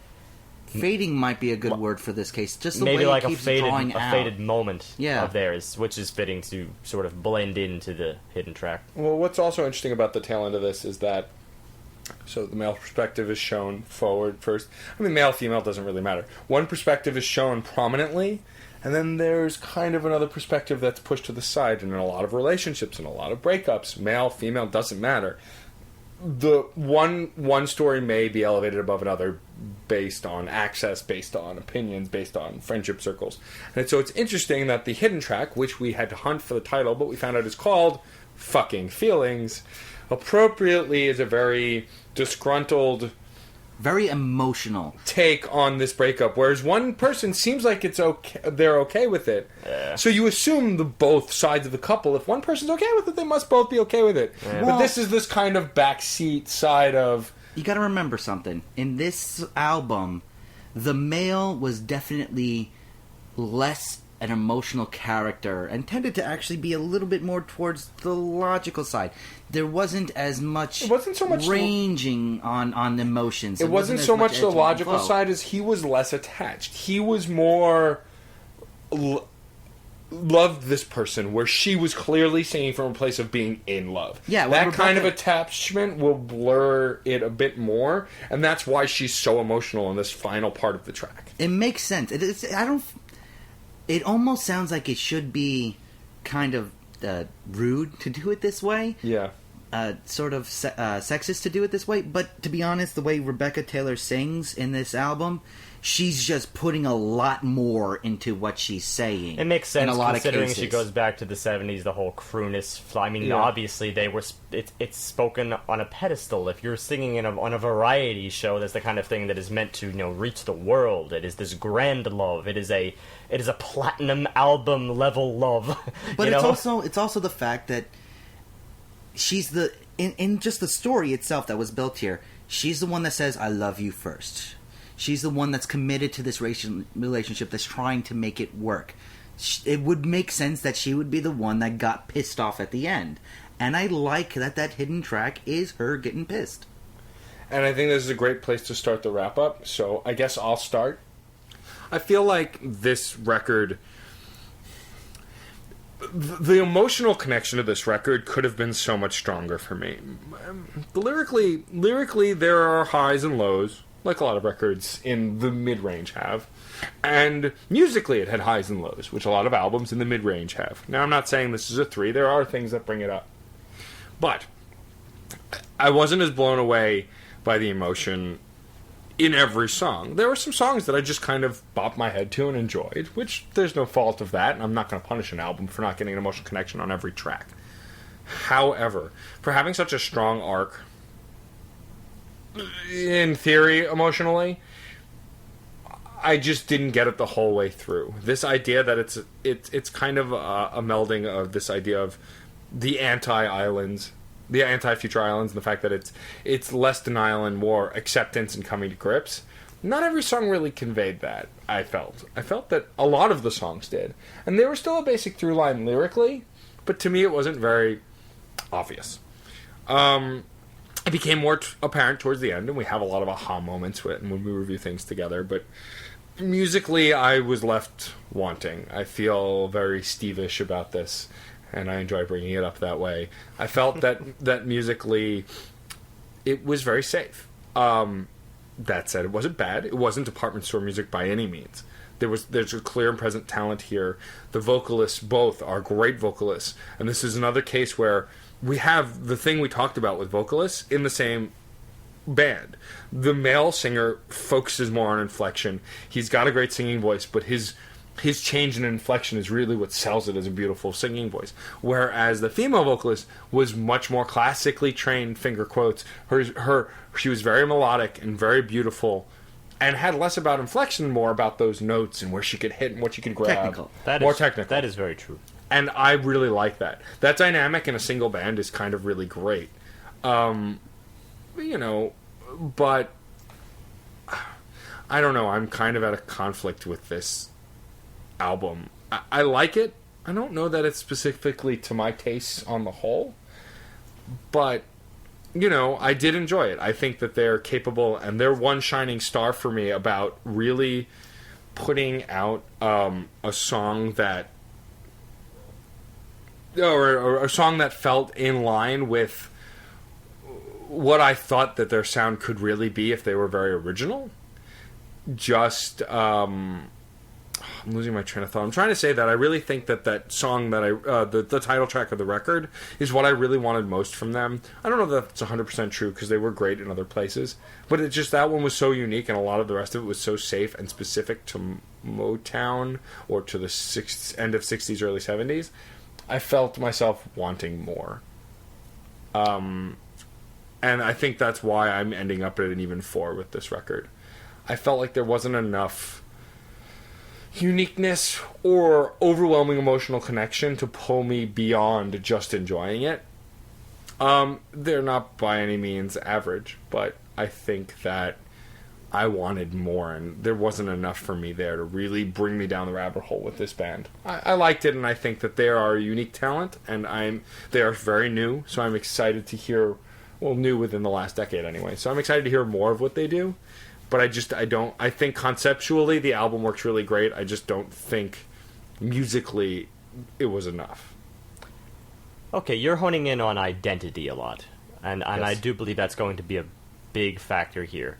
Also, another thing that I've found is that we're revisiting scenarios, or at least moments on this album that harken back to very recent conversations. I'm going to reference 2 of them, and one we've already mentioned, and that, of course, is just 2 episodes ago, episode 104, Future Islands, Singles. Check it out. It's going to be a little bit of a premise for my explanation here. And then the other is just the episode before that, 103, Coldplay, Ghost Stories, in which our discussion followed upon identity of vocalists and how inflection versus classical talent can kind of, make the difference here. And I do believe that is the case. I never even really thought about that before in this album, but I think that is one of the main things that is actually holding me back from boosting my rating a little further. We have a theme. We have a very strong theme, actually. It's a light theme. It still is one of those things, it's on love, but, if you look at love and loss and longing and all that stuff, the 3 L's, but at the same time, that's, it's tougher to make albums that are original in that field, because it probably adds up to about 80% of what we write about. If you were to just tally up all the albums out there or omit the instrumentals, this is probably what's going to remain.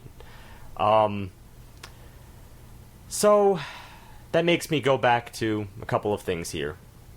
One, of course, is that inflection. The main way that I'm going to feel what the artist is going for, the main way that I'm going to feel their pain or feel their passion, is through inflection. I felt that was just a little bit lacking in the female vocalists. Now, I heard some similarities, actually, in just tonal quality between this vocalist, do you remember the name? Rebecca? Female? Rebecca Taylor. Rebecca Taylor. Between her and Josie Adams that we got back in episode 92, Arc Iris, I felt like there was somewhat of a tonal similarity there, but yet the main thing that was sort of boosting that album for me was the overt inflection, and how everything seemed so just tailor-made on from note to note, phrase to phrase. There was the passion there for every single thing that she was feeling. There are moments here where I just had to say, this female vocalist was singing, and I was kind of just lost in the otherwise wispy beauty of the melody. She's an excellent singer, this Rebecca Taylor. But I found that because of that lack of inflection, or really hoisting certain phrases on a pedestal, and then in the backdrop hoisting the music to, I should say, bolster those lyrics. That's the thing that was missing. The music was fitting too many cliches to me. I actually do think that they were appropriate on the artistic sense. I think we've just established that in our little pre-wrap up here in discussing the direction of this album, and how the theme kind of is aided by the fact that you would choose tracks from the variety show era Motown, from the Motown era, and how that kind of does the same thing, and this is what I'm about to get into, that Single was trying to do just 2 weeks ago. Future Islands Singles was in many ways trying to choose the music to fit this feeling that was going on. In that case, it was 80s nostalgia. Well, in this case, I do believe it's 70s Motown. It's a kind of overreaction. It's over-emoting, or over... I think just overreacting in the situation. She sees him as more than he is, or at least sees them as more than they are, and that could go two ways also. But the fact of the matter is, the fact that it dips back and forth between male perspective, female perspective. This may have been an album that explored a little bit too much of the gray areas, and it's not so very often that I say that, because I think the gray areas are the most important part of, I suppose, modern society, because that's probably what we should be thinking about more. But in this case, they just weren't highlighted enough. Sometimes it was presented as very black and white, other times it was presented as gray, and in the end, the music left me saying it could be any. And that's kind of as much of an honest, accurate album as that is, it's just not an impactful album. I hate to say it, but I think that's what... I think this could have used a little bit more delicate procedural work, moment to moment. So I'm gonna have to put this one little note behind. I think this is a 3.9 for me. It's not leaving me with that desire to revisit it and to understand the story the same way that I got from Singles just 2 weeks ago. That vocalist, that character was real to me. On a purely enjoyment level, this album really is a mid to high fours for me, and the reason for that is this is the sort of music, as I've said a couple of times, I grew up on Southern rock, classic rock, and Motown. So this is what my mother taught me growing up. This is the sort of emotional and pick up kind of a range of music I really, really enjoy. But it's also it plays a little bit too heavily on projecting those heartstrings, on trying to make that music mean what it used to mean, because the lyrics, as we said, in a lot of cases, the lyrics, the emotions of what they're going for, are divorced by the end of a song.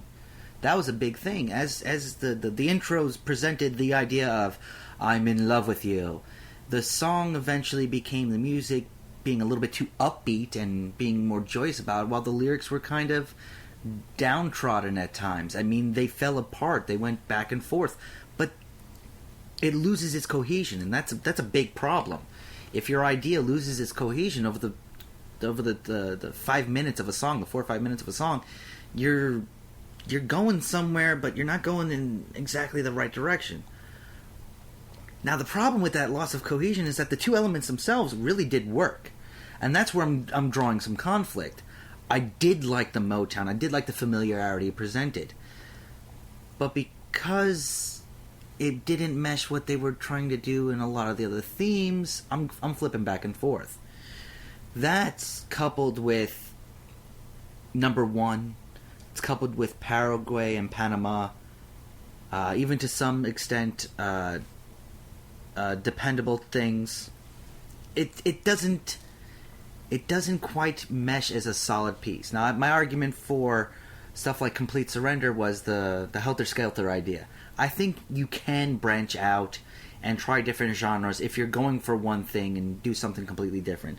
I like that, and I'm less inclined to say Complete Surrender is their identity and it should be their identity or anything like that. I thought it was a nice taste of a different type of point of the story they were going for. But in that case, I still got to agree with Matt and Steve. It didn't quite feel out of left field, but it did feel like they could have done so much more with that idea. But when it comes down to it, this ended up being, surprisingly, a nostalgia album for me. This was one where I just look back and go, it was pretty good. And I know it was just only pretty good. And it's not even as high as what you guys said. While the theme was a nice idea of both sides of a love story, it still boiled down to a pretty simple idea for the love story itself. And that would be the crux that would divide it between a 3.5 and a 4 in this case. So I'm going to put it right in between and call it a 3.75. It's a good. It ended up being a bunch of really good ideas that just didn't quite all come together.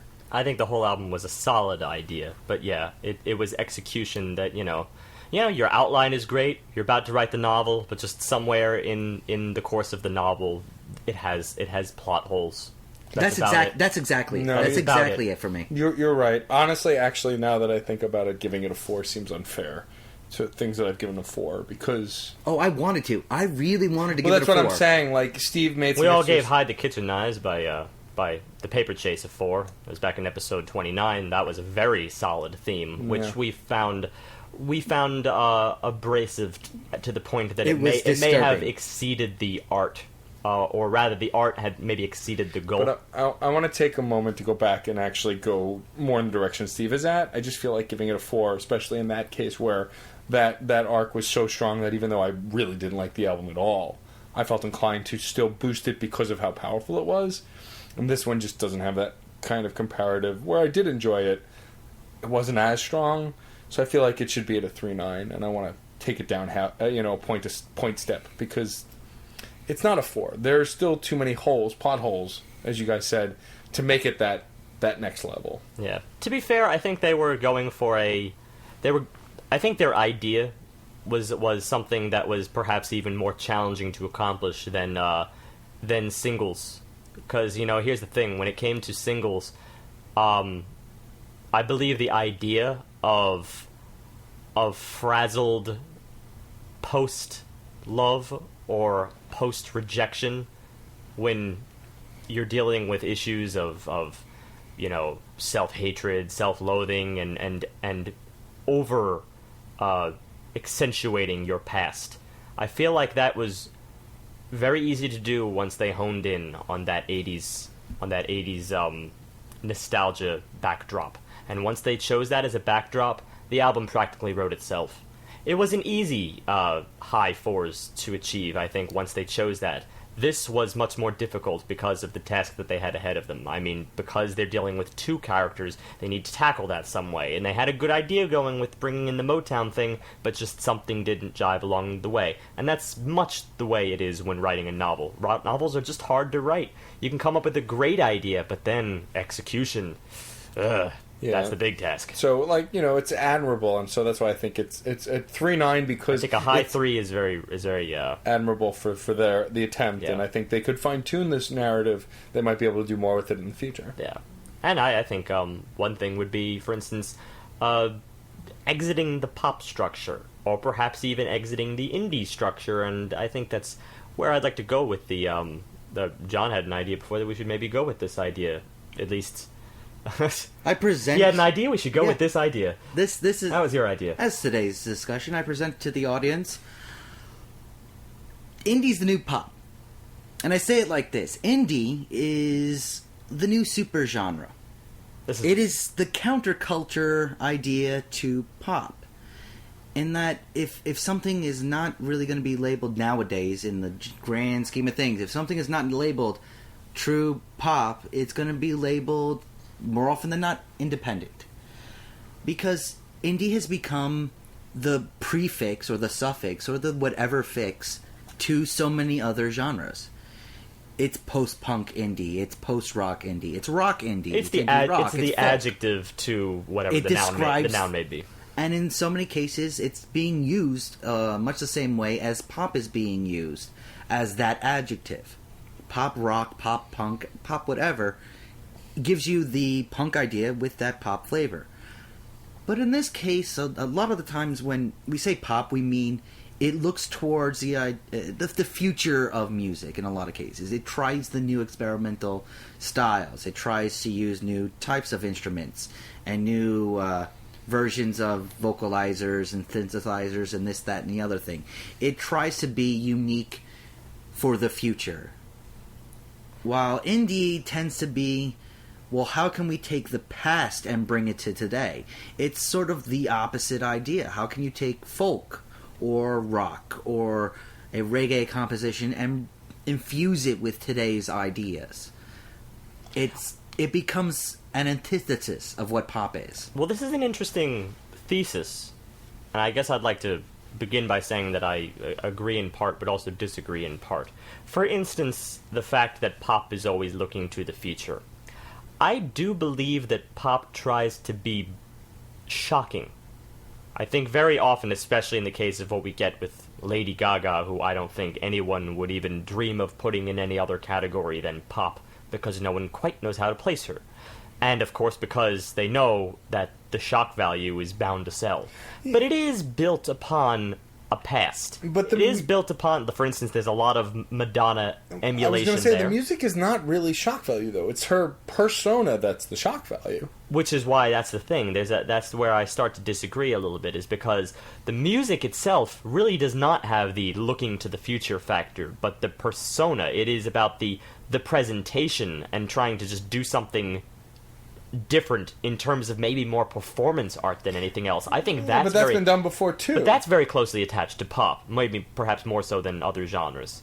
Well, I wouldn't say that it is divorced from the past.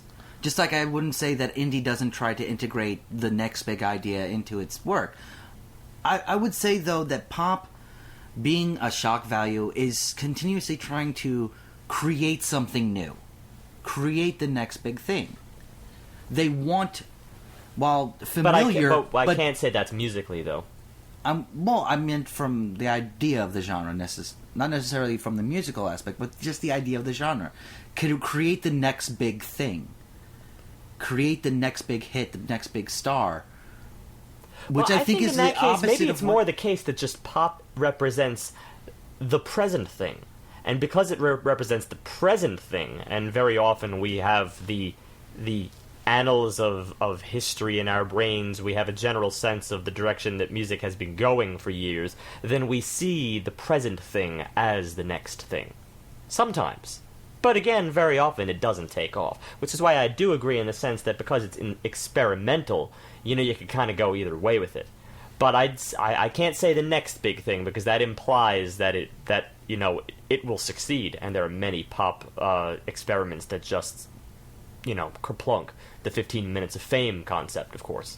Well, that's why it's always just the next big thing. It's not actually... which is never... It doesn't ever really become the big thing. And it also depends on what you define as success. Success is actually a word that's not so simple to define. No. Is it financial? Is it popularity? Is it well-known? Like me... Depends on who's talking about it, what their views are, and it depends about the goal of the artist and what they were trying to achieve, what they see as success. For example, I consider myself successful at this website, at my job, my day job, because I feel like I'm constantly growing, expanding, and moving forward. That, to me, is what identifies success. Whereas a failure would be if the website fell apart, if I got fired from my job because I didn't know what I was doing, So the idea that these pop acts are successful, if they're selling millions of records, even if it's only once and then they fade, to the pop industry, that could be considered a success. So I understand where John's coming from for that. This may be a harsh idea. notion, but I identify failure as stagnancy very often. Now, a lot of people don't, though. That's my opinion. I very often see stagnancy as some form of failure, being like, well, it's par for the course, which means it fails in my eyes because it's probably not something I'll be avidly returning to. It's not something that I believe is expanding music and applying what you just said, sort of constantly expanding our boundaries, expanding our horizons. I would say, expanding upon that idea, that success is just the ability to remain relevant in the discussion of an area. In music, if you are successful, people will still talk about you. And not in the sort of, oh, what's so-and-so up to nowadays or something like that, but will draw comparisons to your previous body of work and what is being made nowadays. That, I think, would be the definition of successful. But there are also plenty of bands who are still working bands, who make their way, who still release albums every 3 years, that aren't always talked about. That still exist. And I would say that they're not nearly as successful. But they're always talked about by someone. Like, for instance, we've had many of throwbacks. Like just last week, Judas Priest, checking in on them just to see what they're doing today. We did the same with Paul McCartney and Black Sabbath. I mean, these are all bands that, in general, we admit are past their prime and past the point in which they were expanding music. Because at present, they're not. At present, they are par for the course. They are just doing what they're doing. It's doing nothing that is necessarily unique, but they are still discussed by people perhaps more than us. And not as big as the next big thing. I still think, though, that success is more of a personal definition. An overarching definition can be very vague and compared to what you consider successful for you, which I think is what means more. Yeah, but I as far as music goes, I would think personal success and things like that, completely different definition than what I would actually say would be successful as an artist in music, or successful as an actor, or successful as a president. We would have very different definitions. In this case, I would just say being able to remain relevant would be a success. Just being able to be discussed. And that, I think, is why so much of pop stars end up not being success, because they are quickly forgotten. I think that best defines why they end up being quote-unquote failures, because it's a short-term success. It's on everybody's lips. But so quickly, even if they're still making royalties on their music, I mean, I'm sure Britney Spears still makes money, but nobody really talks about her anymore because she's no longer really relevant for the pop scene. So I would say yes, she is no longer successful. I'd hate to poke a hole in your theory, but she's still talked about. She's on American Idol, and she's doing albums. Her music, yeah, but how much of her music is actually... She had a #1 hit like a year ago. On what billboard? On pop. Okay. Well, so I'm saying she's still talked about. Well, I can acknowledge your theory here, or at least your criteria, John, but I do believe you can't possibly make that the ultimate criteria for success. It's always going to depend upon your person. For instance, if someone who, if a classical composer who's trying to really further the next big thing in terms of scoring and composition, if he accidentally stumbles upon something, in the course of his writing that might even broach like the pop equivalent for classical, or something that at least people start playing over and over, or that he's constantly getting royalties out of, but he personally considered it to be a throwaway work that he did during a moment to get money and just, kind of make his way, but yet the stuff he's truly proud of still has not been known, I would say that artist would consider himself a failure. But until said has been achieved. Might very well be a doorway for people to get into, but even then, when you're talking about the high art levels, sometimes no matter how much you can try to pitch something, it's just not going to be recognized because either people aren't ready for it yet, or there's no doorway. And I would say that that's because of the definition between the difference between public and personal success and failure. Personally, you set goals, but being successful in the public realm can just boil down to popularity.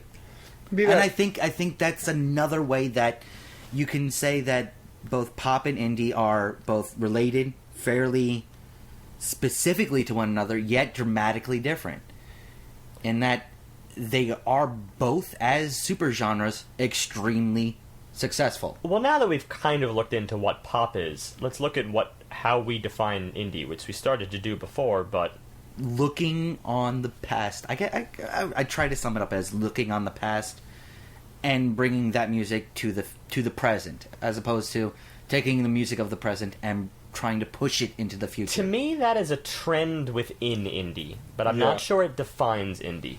I think it's the kind of thing that actually is, it's almost an incidental reaction, because of the fact that many indie artists tend to be very, I find that it's very in touch with their inner emotions, in touch with the kind of stuff that we saw today, and the kind of stuff that we saw in the case of singles, such that they are very drawn to their influences. Their influences have painted who they are, and because of that, they see that as a perfect outlet in order to explain something. But it's not always. No. It's just a trend. Well, but I think it's a very prevalent trend. But I think what you're saying is the fact that they're heavily they're heavily affected by their influences.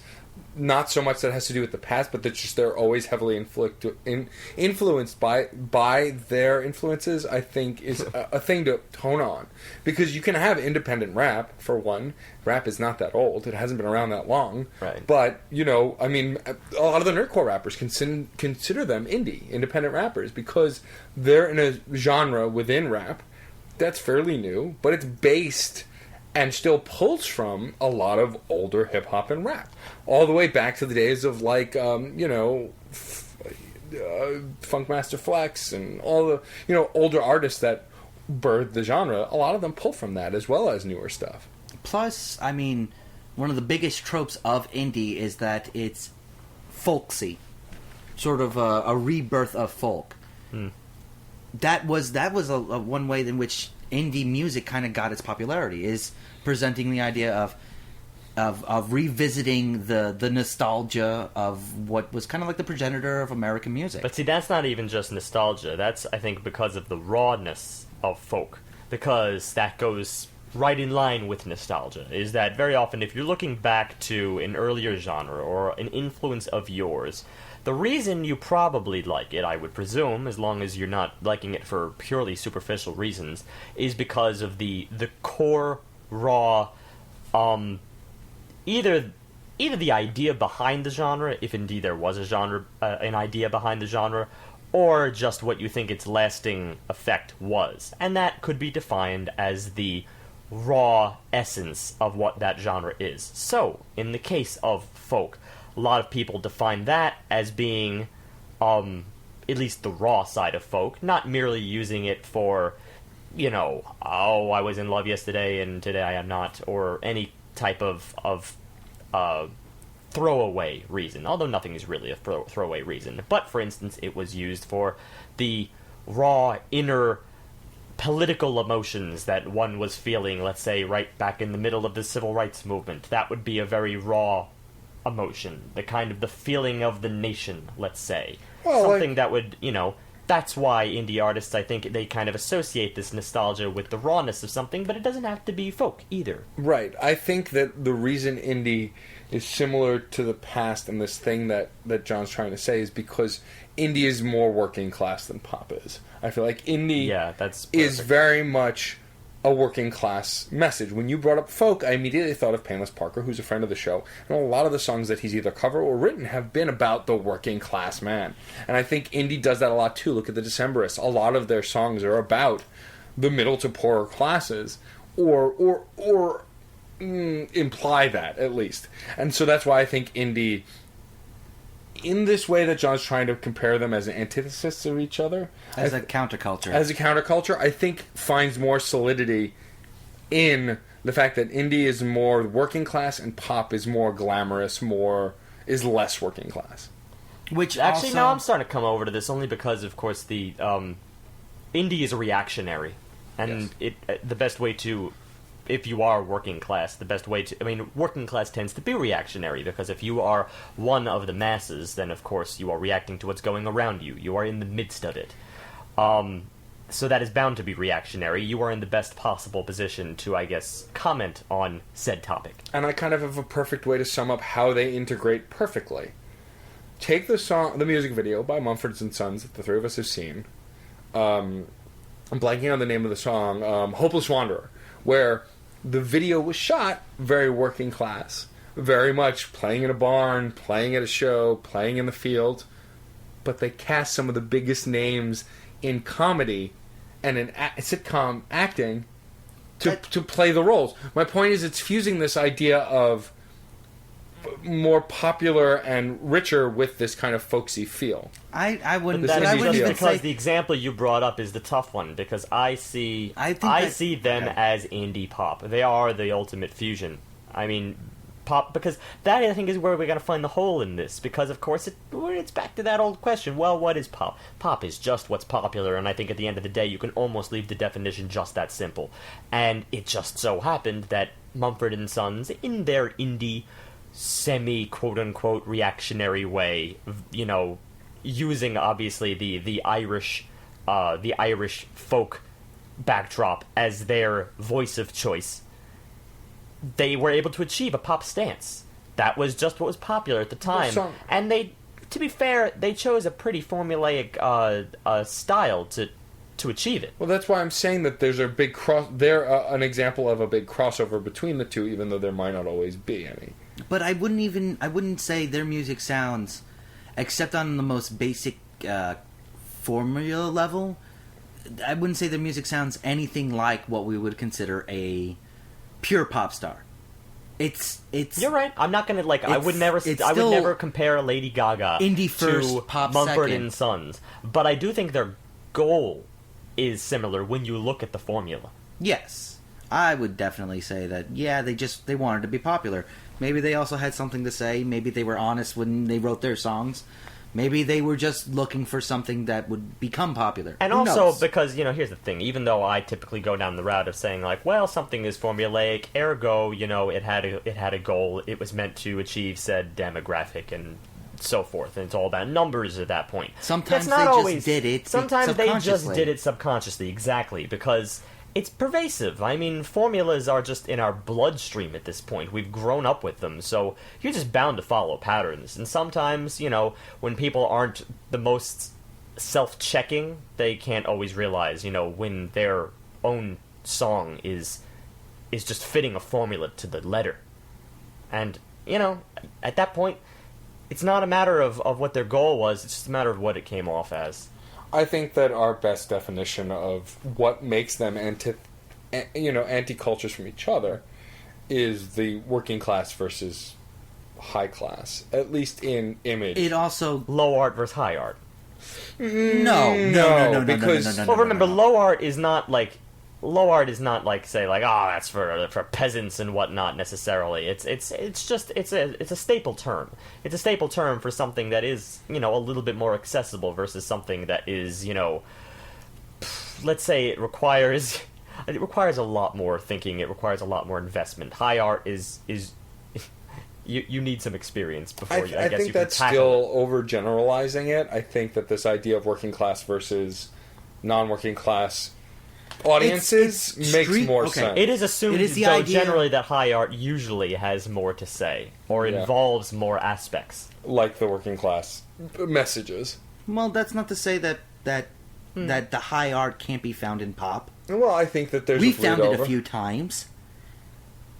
Maybe not the highest of arts, but then again, where can we say in indie that we found this was really high art? You can't draw the line. There's no line. There really isn't. I think it's a vague spectrum that, again, depends upon your experience with art. For instance, if your experience is with Okay, how about this metaphor?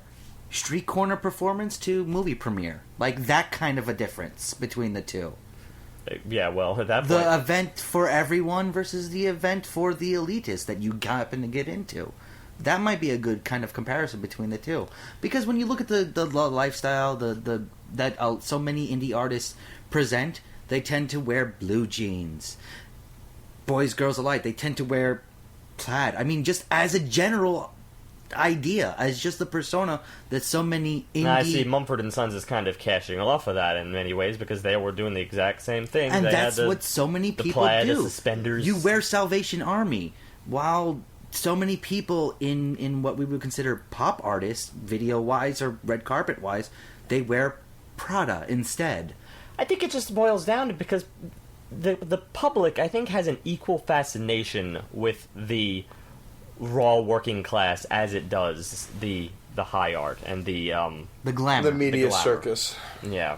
Yeah, I mean but at the same time, they both have the sort of similar drawbacks and sort of similar positive. The funny thing, though, is when you said media circus, I mean, you're honing in on something else that implies, that high art is something that is publicized necessarily? Not always. Very often it's lesser known than your working class art. Because that's just, numbers, sheer numbers. Very often it's a minute portion of the population, because it's whoever has access within that particular bohemian culture, which may have originated and terminated on a street block. I was mostly speaking to the fact that most pop artists tend to have a media circus following them. Look at your Lady Gagas, your Madonnas, your Mariah Careys. They are followed by paparazzi. They are constantly in the media. That kind of a thing. That's more what I meant. Whereas a band like the Decemberists are rarely in the media. At the end of the day, though, but now you're splitting hairs when you look at what their audience is. You could say that's the glamour, but if you say the working class artist, well, might have a diverse audience. Maybe working class, who knows? But then, if I look at a kind of Lady Gaga fan base, I would find even a prevalent majority. Working class and many other areas. In many ways, it spreads farther. I think the numbers, I think, favor that brand. I mean, so in other words, you're saying that I mean, we're going to go back to the premise of this entire thesis, that the numbers, the vast majority of the public, are going to follow the new big thing and what's looking toward the future. Well, with any luck, the new big thing will be the retrospective, looking back on the past and trying to expand upon it now. Just because of the way that indie has actually now is a true competitor of pop. No, you're right. It didn't used to be, because I don't think because in the end, I think this is just a product of the time and the product of the fact that we have such a rich history now behind us in our relatively brief span of records archives. The fact that we have so much to look at, so much access, suddenly nostalgia doesn't seem like it's that much of a stretch these days. It seems like, oh well, this thing I must look back, otherwise it is in danger of being forgotten, or perhaps no one will notice in the grand scheme of things. Whereas before, when there were lesser genres and people were more aware of what you were doing, nostalgia would seem like real cop-out. Well, and also keep in mind, if you're looking at this competition that indie is competing with pop, before indie was a genre, punk was competing with pop. Before punk was a thing, metal was competing with pop. However you want to look at it. I see it as a phase, then. I would say also that pop itself hasn't had nearly the same competition with punk, with metal, with what have you, alt. I mean, I think that's because it's so because it's so diverse. You can't define indie in the same way you can define punk. It's a more of a juggernaut kind of a piece. Like if you're defining, if we're going by your definition and we're taking it as a nostalgia based art form, then it can dip into whatever the hell it wants to. Exactly, but it still remains indie as opposed to anything else. It still can be classified as indie. It still will be able to have that label on it because indie has become a supergenre. Indie in the way only that we take these varying morsels of the past and then formalize them, which I don't know is the best thing. We're not talking about what's good or bad. That's not what this discussion's about. It's about the relation and the parallels. Good or bad is another level to the discussion, but right now we're trying to figure out if pop and indie are true parallels to each other because they've become such large supergenres where their actual root word of what describes them is more or less meaningless. Farewell. And I was instigating. I was curious. It would Do be you see nice any good and bad in here? It would be nice for indie and pop to truly start merging. I and just mean, get the I am idea making. of- I am going to insert a bit of a claim here. I do think there is something a little bit negative about that because, well, you know, even as much as a formulaic showcase piece of a nostalgic work that does show bits and pieces of the past, even as much as that may spread that area of history to someone else in the most shallow or superficial of ways, that's in my opinion, that is a sort of a stopgap measure rather than if said person had just gone back into said genre and, you know, gone at it from the core. well, I think It'd be a that much more immersive, perhaps full-fledged way of learning. But I think that just more so pushes John's theory together that these two genres, good or bad, are kind of at odds with each other and have a lot of similarities. the new They do have a political lot of parties of similarities. music. Yeah. But that only leaves one. That only that only leaves one little hole, and that of course that the concept of pop always looking forward, which I believe that pop is just as equally nostalgic. And we already gave that example with Lady Gaga, looking back to Madonna, and you know Madonna was following up on previous trends also. I Debbie mean, Harry, yeah, there you go. So Blondie. you know, Oh, I I think think it's that- just as far as I'm it's- concerned, that's just a separate branch, but it It's still just follows. the idea of always trying to infuse the new things that are discovered into the genre. But by that logic, you could say that an indie artist is simply Could you trying do to the same? infuse the new things with the nostalgia. If you happen to see the nostalgia more, maybe it's just because it happened to be so painted as more on the nose. I think that John's theory doesn't have holes if he drops that part of it. I think the idea that indie and pop as super genres have a lot in common, I think is a very true statement. I agree.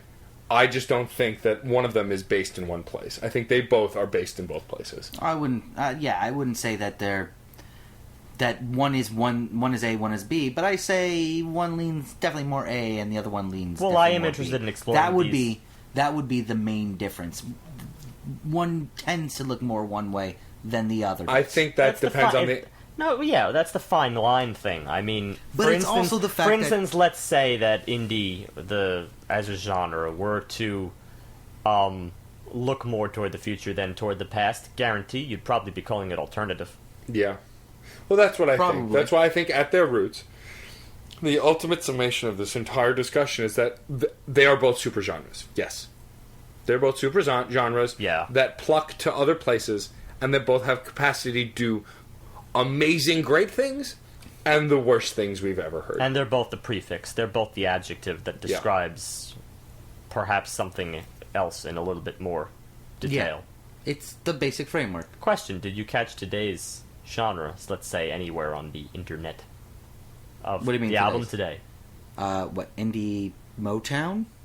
Well, that's what would- we decided upon. It was the band is just described as indie folk or indie pop.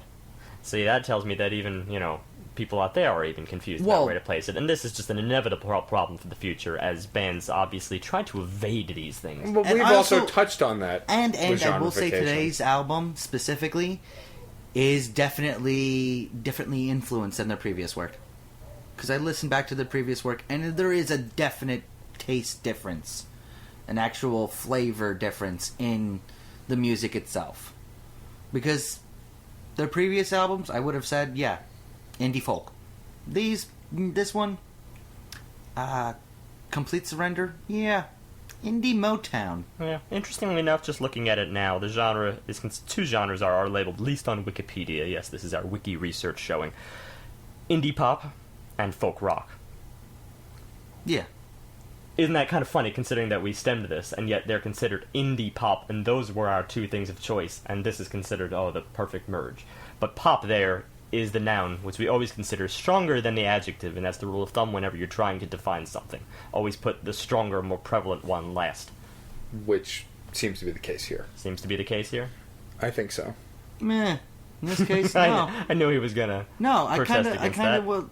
I say that the adjective in this case, when you use the word pop, alt, or indie, those three words as adjectives, I feel like that sets your basis before anything else comes afterwards.